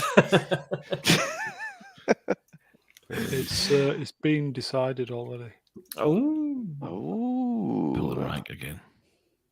We're going to do Empire Strikes Back if you want. It's hard to believe that huge ship is controlled just by that bit, isn't it? Because the whole thing goes down when that bit gets blown up. For that matter. Yeah, did I just get dumped live on air. Christ. At least wait till I go. Jesus Well, if we Christ. take any longer on this, it'll be the 41st anniversary of Return of the Jedi. Another great shot Look at that. of the Star Destroyer. I mean, Look I at know that! Mega Geek's going to love this. Brownie loves Mm. it. It's just fabulous, isn't it? What always pisses me off about people that criticize Star Wars is when they say, like, oh, spaceships would never be on fire in space. There'd never be fire. It's like, well, there would be if they were venting gas, you prick. Which this is right here. What was that ship? It wasn't a Star Destroyer. What was it? It was Super Star Destroyer. They It's, went all it's out with not that the name. it's not the Executor. It's something. This is the Executor, yeah. It's the Executor, is it? Right. But there's a lot of people, because when I've criticized The Last Jedi, God knows how many millions of times on Twitter, and I think I said to someone about the gravity bombs or something like that, and I said, it's bullshit, it wouldn't work, you know, what are you talking about? And they're all like, yeah, well, the big Star Destroyer Return of the Jedi, that fell down on top of the Star Destroyers, and there's no gravity in space. I said, the Death Star actually does have gravity. Something that big would have gravity, therefore the ship would get pulled down onto it. I know we're trying to finish this up, but what the hell is going on with Twitter at the moment and all the just random comments praising the sequels? Like, just weird comments that just sound like they're straight from the marketing department. It's just full on at the moment. Yeah. There's one the other day. I like all the opportunities that actors have got to be in the sequels. Like, it's just these weird comments you just can't understand any fan would ever make. It's full on at the moment. I've missed all of those since I muted Star Wars across the board, so I don't hear it anymore. You're so missing Probably for the out. best. That's all I see on Twitter. It's the only reason to be on there. So Here's another edit from the 2004 release. It's Luke, help me take these eyebrows off. Yeah. Oh no, I did that without the pint tumbler. Without the pint tumbler next to me. Our version had the eyebrows. Yeah. When I say the version I saw had the eyebrows. Why did they take it away though? Because Anakin gets burnt to a crisp on Mustafar, and that's because they've incorporated that part of the story in. So he takes it out. Oh, right. Okay. They took creases out of his forehead as well for some reason. Did they? Yeah. You know, funnily enough, due to the secrecy around the filming, Anakin was only referred to as the man in progress reports, and Dave Prowse was completely unaware of the face reveal scene. Oh, yeah, he was. Some but they guy couldn't get trust him, Prowse. could they? Nah. They also Some guy didn't get tell him Prowse about to the father scene. refilm that. So there is video somewhere of Prowse actually in that costume doing the Vader reveal. Yeah, but the thing is, though, Prowse is not really an actor, so they really needed an actor to portray this scene to make it work. I don't blame them for doing it. They should have really told Dave Prowse that that's what they were going to do. He would have been okay with it, but because they didn't, he kind of slagged them off, and then he was banned from doing all the, all the conventions and stuff, wasn't he? His accent wouldn't have worked in this either, would it? Of course, it wouldn't have. Yeah, you're right. Smilex has made a comment, and I'm about to throw it on screen. And if you haven't already noticed, you'll never unsee this again. Harmonica. Yeah. This is exactly it. Yeah. Oh no! Plays him a little tune before he dies. Little Bob Dylan before he's out of here. Just the quick blast of the Imperial March, and then he shuffles off. Didn't someone do a little video of that with the harmonicas playing? Yeah, Moving backwards and forwards. Yeah, I remember that from years ago. You don't even need a tune, do you? You could just breathe through a harmonica and overlay it over that scene. I remember the what's his name? That film that took the mickey out of this, where he was talking about how Darth Vader was the blackest brother in the universe, and when he takes his mask off, some crusty old white man was inside the mask. What film was that from? What was that? I know the one you mean, but I can't think. Yeah, it was saving something, saving Amy, Chasing Amy. Chasing Amy. That's the one. Was it? Yeah, it was quite funny, that scene. It was a gay black activist guy. That was wasn't it. Yeah, that was it. Yeah. Such an egghead. Brian, we've not called upon your accents for a while. Could you do Princess Fiona's super chats? Swappers, I think he's better at the Arnie one. Is he not? Oh, you want Swappers on the Arnie? Okay, Swappers, you're up. Honestly, I'm not at all, but I'll try. Okay, Princess Fiona in the chat for $2. Vader, Luke, get to the chopper. Get to the It ship. was good. It was good. We liked it.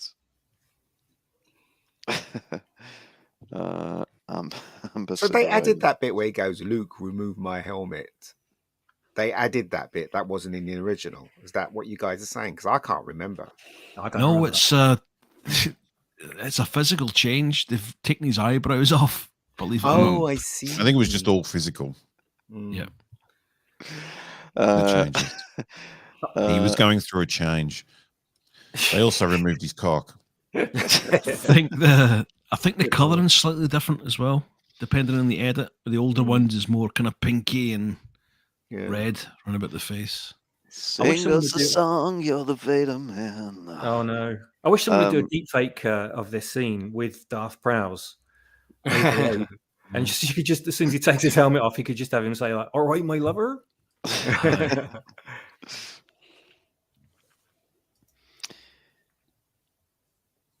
But it isn't. It's really strange because I know Dave Prowse has gone on about how they dissed him and all that. But sometimes in a huge production like this, you kind of forget, certain things. You kind of forget that you need to talk to the actors and tell them what you're doing because the production's so huge. Even on small ones, you forget to do certain things as well. I remember going to a screening of one of my films and forgetting to thank the guy that actually gave me the money. Do you know what I mean? It does happen from time to time. So maybe it obviously was a misunderstanding between Prowse and Lucas, and Prowse shouldn't have taken it so personal. If he just calmed down, then he would have benefited from going to the conventions. It's true. Lucas didn't really do that with anyone, did he? He didn't. He was pretty good with his actors. Yeah. Look at that. Oh, yeah, that's a beautiful shot. Yeah. And Wedge says he's on his way out, doesn't he? Oh. Wedge, before he even shoots a thing. First sign of trouble, he runs off. Yeah. I can't do any good from here. Bye. Yeah, that was the first one, wasn't it? He's far more accomplished in this one, though, wasn't he? Wow. He wasn't. It's really funny as well because they obviously had to think of these scenes because the flashing lights. When you see a shot of Lando, they have to get the color right because it has to match the visual effect. So, it's a lot of work that's gone into this. It really is. I don't think people realize how much work has gone into all this stuff.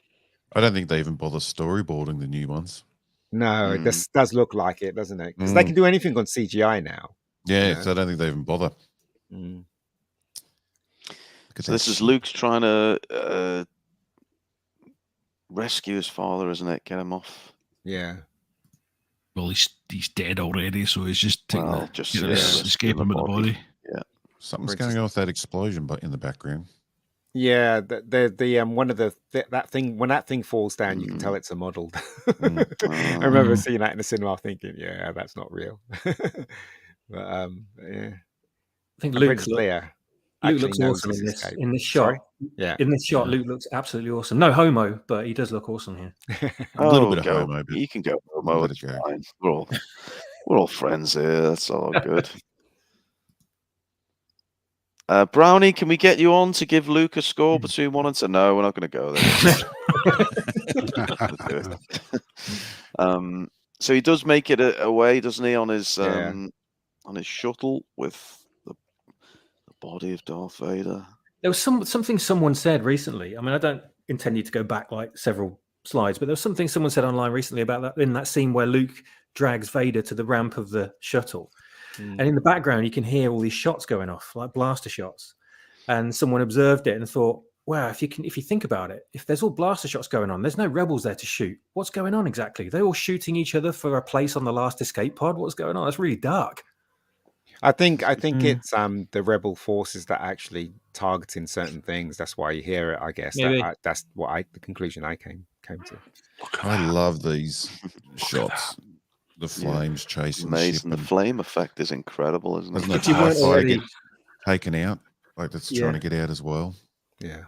If you weren't already on the edge of your seat at this point, you'd be on the floor by now, wouldn't you? With this is incredible. My 16-year-old self watching this, mind blown. Yeah. And like now they Starkiller Base, they blow up, and like it's so hard to care. Like you were saying earlier about this connection with models and practical effects, and it just your brain just does something different. You really believe they're trying to escape those flames. But the thing is, though, when you saw Empire and saw Star Wars and you read all this stuff about it was models and stuff like that, as a kid and me as a young man, knowing that they are models, your heart just goes, I want those models. Oh, yeah. I would love to have that in my bedroom. I'd love to play with that, and I think that was the magic of that time, wasn't it? They were tangible. They were actually, yeah. Just made everything more believable. As a little kid, you thought when you saw the toys on the shelf of the toy shop, you thought they were straight out of the model department from the movie. You just thought, wow, it just made you want them more. You're right. And you never flew them in a straight line. You did all the movements from the movie. Yeah. It's just yes, tear in the eye. That's when he goes, yeehaw! And what's his name? The other one goes, Yeah. isn't he? I've not even got him on. It's my favorite moments. I love him. MJ is still sharp as a knife. He says Lando is used to blowing ships. Well done. And it's that moment, isn't it? We're about to see. Good screen grab right there, right before. Yeah, timing perfect. Look at the glow on the. Can we go back one? Sorry, I'm doing. He's trying so hard to finish this, and I'm just going to go backwards now through all of them. But the internal glow coming onto the bottom where it's they haven't finished completing the build yet. I'm just wondering where the pieces that fell, and the bit where Ray found the explosion. Disney's going for special editions, so when you see the big explosion, there's a big chunk of it. Not only that, there was TIE fighters in there that landed the right way up, and Kylo could start one up and fly it away. Oh God! Yeah, if you look really hard, there's in the very top. Can you see it's got to the top left corner? There's like a little red dot. That's actually That's Palpatine. Yeah, that's Palpatine escaping. I'll be back. Like it's hard to believe he survived the shaft, let alone the explosion. Yeah, right. I'll get you next time, Skywalker. Yeah, I'll get you. Boom. But they added that ring, didn't they? Which I don't like. I don't like that stupid ring when it explodes. But, well, how do you so where's the big out chunk there? The big chunk must be heading straight for them. Yeah. Don't. It doesn't land on this moon, does it? It lands on the planet. Apparently. Well, the thing is, though, it got exploded so much that it kind of disintegrated the majority of it. I'm assuming. But the thing is, though, it's what planet is this again? Endor, right? Yeah. Is it Endor? No, this is the sanctuary moon of Endor. Right. No, but this planet where the Ewoks live. It's a moon. So it would land there, wouldn't it? It apparently landed on the planet, I think, didn't it? I don't know. I don't think it lands on the moon of Endor. Right. I think it lands on the planet. Oh, I see. Okay. Look at me explaining. Explaining Disney colors. Jesus, that takes a bit of effort. Are you a Disney shill? Yes, I've always known. I've been undercover all these years. Yes. Go on, Ruben. Give this free pass to Galaxy's Edge. Go on. Yeah. As soon as that shill check comes in, I'm changing straight over. I'll sell out. This is such a daft bit that when he comes back, I won't get in the way and all that crap. I'm like, yeah, this is not Han Solo. It's not Han Solo. Rubbish. At this point, Han Solo says, Lando, And I deliver the last line of the film, which is, "They did it." Yes, you did. Oh, Didn't you? Everything else, Hey. there's no more dialogue. Wow.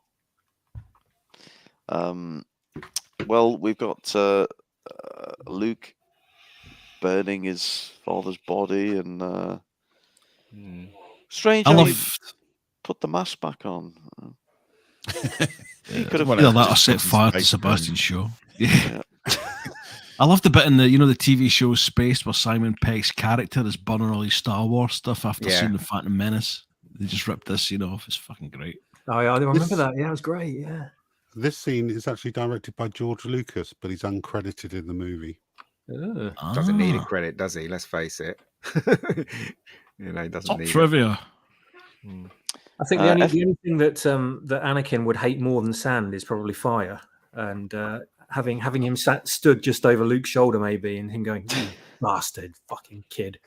Should have cremated him on a beach. That would have really pissed him off. Well, I was going to say they could have obviously had to put the fire out at some point, so they'll have to chuck a load of sand over it. So yeah, it all works out in the end.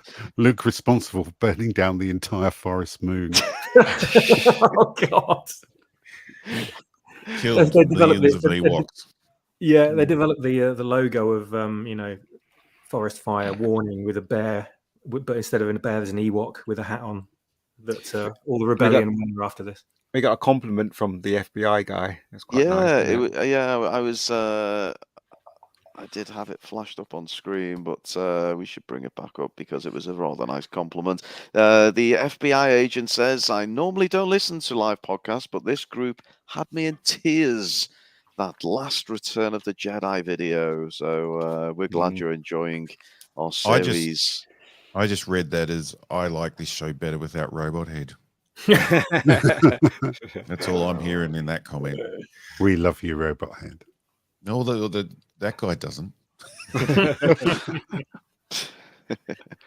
Even though there's no dialogue, Hamill's just you can't stop him acting. Yeah. But the thing is, though, he's grateful. This is the thing that gets me with Mark Hamill. It's a shame Mark Hamill's career didn't kick off from here, because he was so grateful for the opportunity to do Star Wars. That's why he was so peed off with the latest ones. And the guy, Harrison Ford, wasn't. Harrison Ford was so ungrateful. I just don't get it. I really don't get it with Harrison Ford at all. And I guess we're now into the home run. We're into the I guess the celebration section of Fucking the time movie. prophet. Jesus Christ. Every time. It's the third week. The 20th hour of this podcast. Please look me up.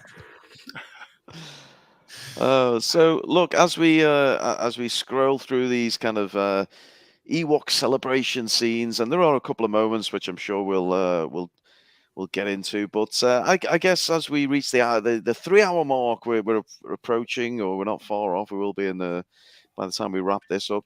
What do we all make of Return of the Jedi? Let's final reflections or closing reflections. So Brian, if you could kick us off, where's it sit for you among the greats? Well, as it's 1 o'clock in the morning, I'm knackered. I'm just going to read my notes out verbatim. It ranks as number 3, and after Star Wars and Empire, it's slightly clumsy in places. I think particularly the certain point of view explanation in the sister reveal. But I think these are problems that are probably started in Empire. The slapstick humor kind of replaces some of the witty dialogue, which is a bit of a shame. I think in places the editing is not as good as the first couple of films. On a positive side, I think the poignancy was turned up to 11 on this one, which was great to see. Get major feels throughout. The sound quality, effects, and John Williams' score really are incredible, and it gives the film, same as the first two, a real heart and soul. I felt it more in this one for some reason, and my most recent watch. So all in, I think it's great, swashbuckling fun, a wonderful ending to the OT, and seeing it in the movie theatre just a couple of weeks ago was just something else.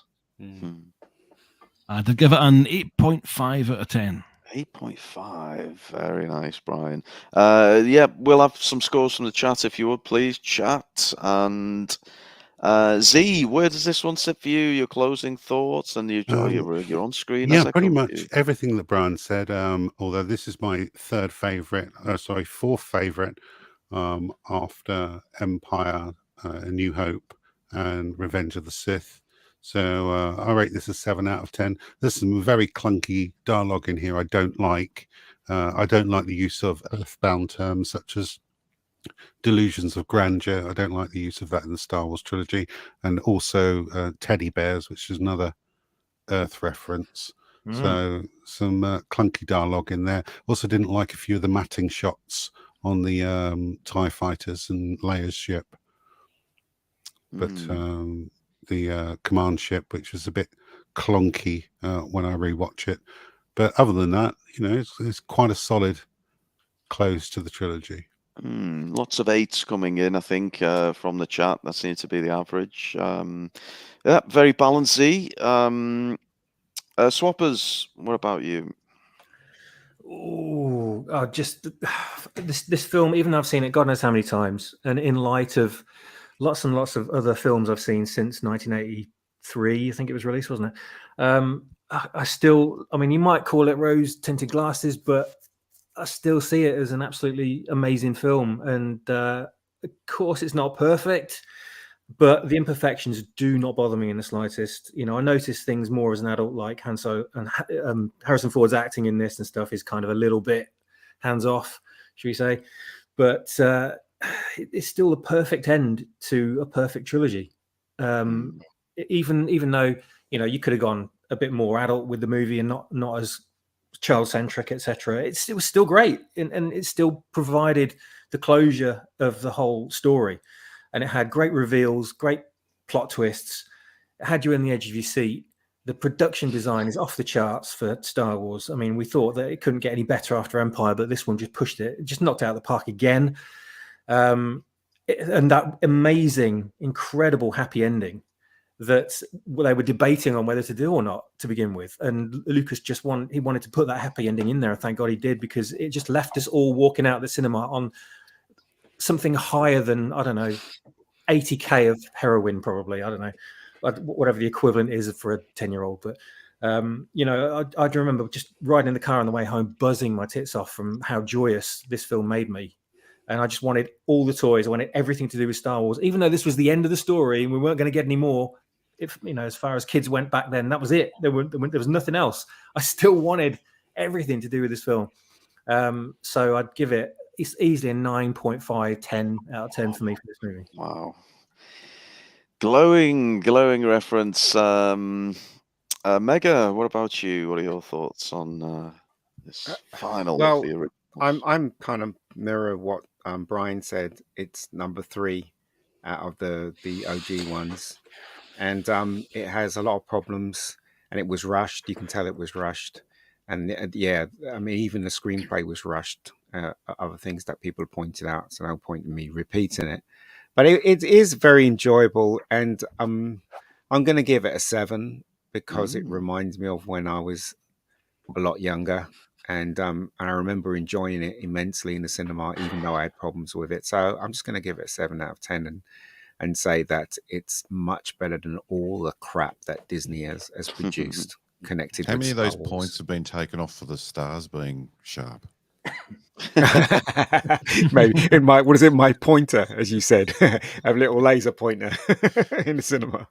But yeah, no, it's worth. If you're a Star Wars fan and you haven't seen this, you should watch it. I doubt if you're a Star Wars fan, how could you not watch this one? But hey, there are people out there that hasn't seen this one yet. So yeah, that's just my valuation. Oh, good. You've got. And there we go. Yeah, I had to Photoshop that one. Right. I love the idea of the special edition where he looks over, sees Hayden Christensen and says, "Who the fuck is that?" That's what I'm saying. How is he going to know who he is? Yeah. It makes no sense. I feel privileged seeing the 35mm print a couple of weeks ago that I keep mentioning. But when this happened and he appeared, the place just erupted with cheers that it was this version that we were seeing. It was very exciting. So we answered Jaden's. Sorry, you answered Jaden's question there that Brown flagged up? No, yes, you're right, Brian. Let's get it back up. Yeah, Jaden Smith eyes. He's got Jaden Smith eyes. He says, how do you feel about the Force Ghost edit? And I guess, Robothead, we're coming to you for your kind of closing thoughts, so maybe you could segue in with your thoughts on the, well, you've already kind of indicated, but your thoughts on the Force Ghost, and maybe the use of Hayden Christensen, and then your thoughts on the Return of the Jedi as a whole. Well, I think changing it to Hayden Christensen was stupid because Luke wouldn't know who he was. And why did he get to go back to being young and Obi-Wan didn't, or Yoda? Mm-hmm. Like, it didn't make any sense whatsoever. So yeah, I don't like it. I don't think I like any of the changes. But as a film, watching it again from start to finish in the cinema, how it's meant to be seen and not paused every 5 minutes to get another drink or pulling out clips of Ewoks to make jokes for videos, it stands up a lot better than I remembered. And I always loved it anyway, but I always thought it was a lot clunkier than it really is when you watch it in one go. Because in the final where it's broken into 3 parts, 2 parts are 10 out of 10's easy. Mark with Vader and the Emperor's a 10. The battle's a 10. And if the Ewoks bring it back a couple of points, I think we can all live with that. So yes, it's still my 3rd favorite, but seeing it in the cinema again, it was definitely getting closer up to the top of the list out of those 3. So yes, I very much enjoyed it, and I very much enjoyed talking about it. But I would like to get people's opinions without taking over on the change at the end where we go to all the different planets, if that was necessary, because I like just seeing the celebration here. I mean, it doesn't ruin it for me that they show the universe celebrating, but I sort of don't think it's necessary. I don't think it necessary. sucked. Yeah, I didn't like it either. Big time. Yeah, this was really the perfect final shot, wasn't it? Yeah. You know, the group of friends together, they've got the victory, they've survived, they're there for each other. It's just a perfect final shot. And I don't think it needs to go around all the worlds, the cities. It felt like it was trying to tie in with the prequels. It was just trying to, bring in all these worlds that we've seen in the prequels. But yeah, but that's because they could. They should have thought about whether they should have done that, because it doesn't make any sense, as you say, with the Hayden Christensen bit and stuff like that. They were just, because, as I said, they were just kind of testing out stuff, I guess. I don't know. But as I said, I can't believe that they can't give us the original version of these 3 fantastic movies and take out all the crap that was added. If they did, though, they'd make a shitload of money. That ending in the music and it cuts to the titles. Yeah.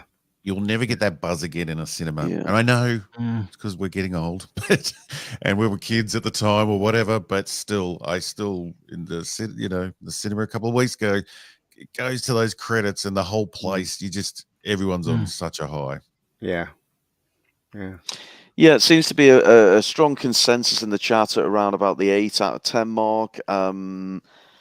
Just to throw my own 2p in there, I mean, it is my personal favourite. I know it's flawed. I know it's not perfect, and it has problems, but I just enjoyed it the most as a kid, and I'll always enjoy it. Everything from the opening adventure with the Jabba Palace, the end or the space battle, the amazing scenes with the Emperor and Darth Vader, the turn, just chills rather than chilling. But yes, so for that reason I would give it a 9.5. I know it's generous, but I love the goddamn thing. But as someone said earlier, compared to Disney, it's a goddamn masterpiece. It feels like such an adventure too, because by the time you're here, Jabba's Palace feels like years ago. Like it's just so much happens. Well, it almost was the way we covered these. We did it in real time. Yeah. And you're right, MJ. Last Jedi is of course my favourite, but there we go. So, Z, did I ask you? Did I miss you out, Z? Well, you gave my opinion at the start, but I think the Hayden Christensen edit is probably the worst edit out of any of the special editions. There's simply no reason for it whatsoever. It just did not make any kind of sense. Who fixed R2, by the way? Does anybody know? He just reset and woke up and found a black and white signed photograph of Philip Schofield on his desk. Hey, I was just like, he got zapped, and then when the whole thing yeah. blew up in the sky, we cut to R2 giving it bleep bleep bleep. I'm like, who fixed him? Yeah. I'm like, okay, all right, maybe I missed Zee something. Zee did, I think. You know, Yeah. friendly like that, and he's. I don't think he was he broken. gave I him think one. I think he just got shot. Yeah, but he wasn't working. He was just frozen. When He he got probably, zapped, didn't probably he? rebooted and he was fine. Oh, probably. We get to the end. We're out of time. We're all tearing up. We've had a good time, and Mega Geek finds a flaw in the goddamn I'm movie. sorry. I'm sorry. It puts us all on a downer. Don't go and see a film with Mega Geek, whatever you do. Oh my god. He can't help his director's eye. But as we approach the 3-hour mark, we did it, folks. We did it. It took us 3 goes, 3 stabs at it, but we got through it. And it's what a fabulous journey it's been, reliving one of the greatest, not only Star Wars, but sci-fi films of all time, I would say. So we You hope said you that- enjoyed it. This You was said just that the for English. rehearsal, wasn't it? We're actually going to Yes. go live next week. Yeah, we'll do it properly next week. Yeah, Oh, good. absolutely. I've got some actually funny things to say, but I've been holding back on all of them. You're just getting warmed up, aren't you, robots? But Brownie, I feel as though I should bring you in at this point and Hello. tell the people what the hell they're going to do at the Wednesdays. Now we're not going over Return of the Jedi 1 minute at a time. Do you want to do another Star Wars film? I was thinking not Return of the Jedi. I was just Empire Well- Strikes Back. But We did that Do already, it. didn't we? yeah, but Ruin It's wasn't more fun there. doing ones you can make fun of. Do Don't the wanna go there. prequels. Don't want to go there. Well, Do I mean, Solo. we're going to go backwards, aren't we? So we've done Jedi, and then we're going to Yeah, go if we, Empire. yeah, and if we then go Star Wars, I backwards, it guess. means we can avoid Go the backwards. other stuff. Why don't you do the Ewok movies so we can get all those Ewok jokes? So we can reuse Caravan them. of Courage. Try and make them funnier next time. That's Shit your on the job. hair and Can I just say to Jaden Smith Eyes, we've already done Galaxy Quest. We did that just a few months back. Wait till look. We did. Well, it how many feels Ewoks like do you reckon Chewbacca went through on the night of the celebration? Oh god. Are we talking sexually or appetite-wise? Oh, sexually. Oh, sexually, right. Okay. There's about 5 Ewoks getting around looking like glazed donuts the next day. Dear, oh dear. I mean, I look, I don't want to put this out there, but someone did say it's not only the 40th anniversary of the last Return of the Jedi, it's the 45th anniversary of the Christmas special. Oh God. Jeez. I think that's one to avoid, really. Oh God. But anyway, I'm sure Brownie will think of something. We need to decide what we're doing next week. For me, I'd be more than happy to do Empire Strikes Back Mhm. and then work back to Star Wars and then into the prequels. But This is Personally, I think it's just a little bit too close to when we last did it. It's not been that long. I would prefer to do the prequels, to be honest, but that's just me. 6 months.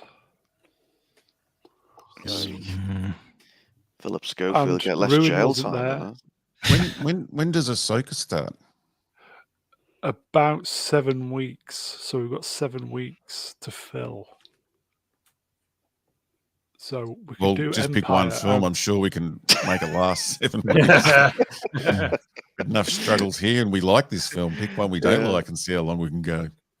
I think we could do Empire then Star Wars, and then it'd be Ahsoka. It's up to you. Suits me. It's up to you. Well, I got dumped live on air about 10 minutes ago, so I don't have to worry about it. Did you? You said doing it without robot. I just took that personally. We'll work We'll it out. decide. folks. We'll decide. Look, I think the he best thing said- to do. Wow. I think he says when he Look, did yeah, Empire, we did it without robot, and therefore he wants to do Oh, it I with thought he was robot. talking about next time he was doing That's what it. he was talking about. The best thing to look do. who's here, everybody. Vin Diesel. Oh my God, Vin Diesel's here. Oh, Skinny Vin Diesel, not the fat version in between the films. so good in Chronicles of Riddick. Best thing to do, Brownie, isn't it? If they all make sure to subscribe, click the bell, tick the dot, do whatever you need to do, and then you'll get your reminder. Yeah, that's the way to go. Right. Put in the comments afterwards which film, which you want to do next week. Do you want to do the prequels, or shall we do Empire? Last Jedi. Or Caravan of Courage. I just want to put that on the table. I've seen it. I liked it. I'm going to say, I liked it as a kid. I'd be interested to revisit it sometime. If I tell you what I'll do is I will put leave a comment anyway, because that helps the algorithm. I will put a poll in the community page, and yes, I have got a community page with options, and you've got probably until we'll say 5 minutes before Saturday you or start Sunday next week to vote. Yeah, do the holiday special. No, Wouldn't have to say anything. Just show the holiday special. Jay says we should do Priscilla, Queen of the Desert. I think we're getting bogged down here, so bogged down. Yeah. I will say, chat, you are wonderful. You are, chat. We love you. Top we'll draw. miss you. Come Top back draw, next week. everybody. You are wonderful. Ruin, do you want to see us out? Yeah, I mean, it feels like the only way to see us out is with a song. So it's at this point when I hand over to Ian, Mega Geek, who's going to give us Yub Nub and sing us out. So you've got no hope and Bob Hope there, mate. Okay, maybe next time. I just want to thank you all. You've been absolutely fantastic. I've enjoyed the hours and hours and hours we've poured over Return of the Jedi, and a big thanks to the chat, to our panelists. So thank them individually. Thank you, Brian.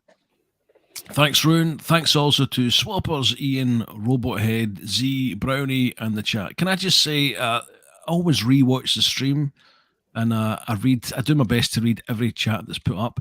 And while we're doing this live, we miss so many absolutely hilarious chat messages. So thanks for that, chat. Keep up the good work. We catch him second time round. Good point, Brian. Well made.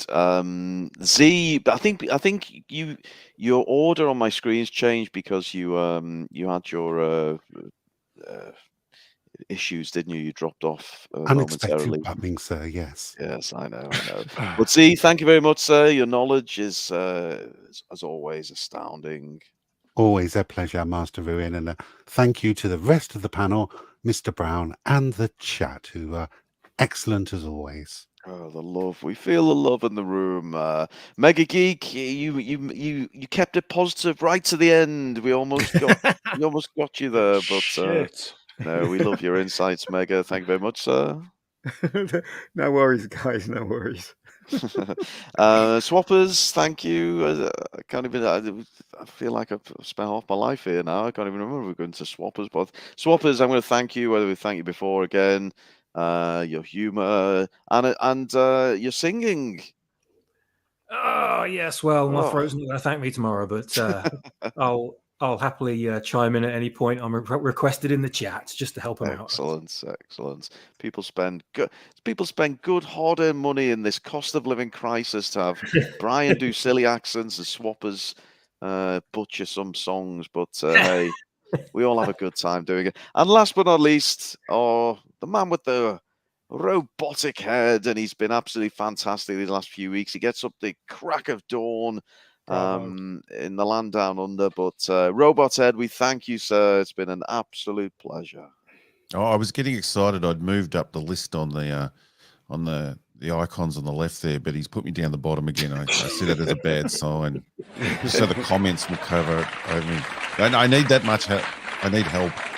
No, I want to thank everyone for making me feel so welcome in this group, and I know when we record it for real, I'll be on fire and way more entertaining. So I'm glad we've had these 3 rehearsals for me to try and get it right. But no, I felt very welcome here. Thank you all for having me. I'm sorry for bringing down the tone. One big family, aren't we? Yes, What we did you say, are. Swappers? We will see each other, I'm sure, later in the day on Twitter, making fun of idiots. Oh yes. And that's it. It's a wrap. It's a wrap on The Last Jedi, folks. Hope you've enjoyed it. And we'll see you back. Same time, same place. The what? Same The Last gang of Jedi? Retrobytes. Did I say The Last Jedi? I'm obsessed with that You've got goddamn it on the film. brain. Brownie, I've Streamkiller. been tweet raging about it for 6 years. It's like I can't think of little else these days. Ruin, top job, mate. Okay, right. I stuffed Should it we at the get end, all but go to never bed mind. now? Yes, we should. Robot Head can start drinking now. I can. It's nearly time. It's nearly 11 o'clock. That's it, folks. Chat, you're wonderful. We're back at the weekend, as you know. So we're out of here. Goodbye, man, babies. It was all for nothing. Ta-da. Bye.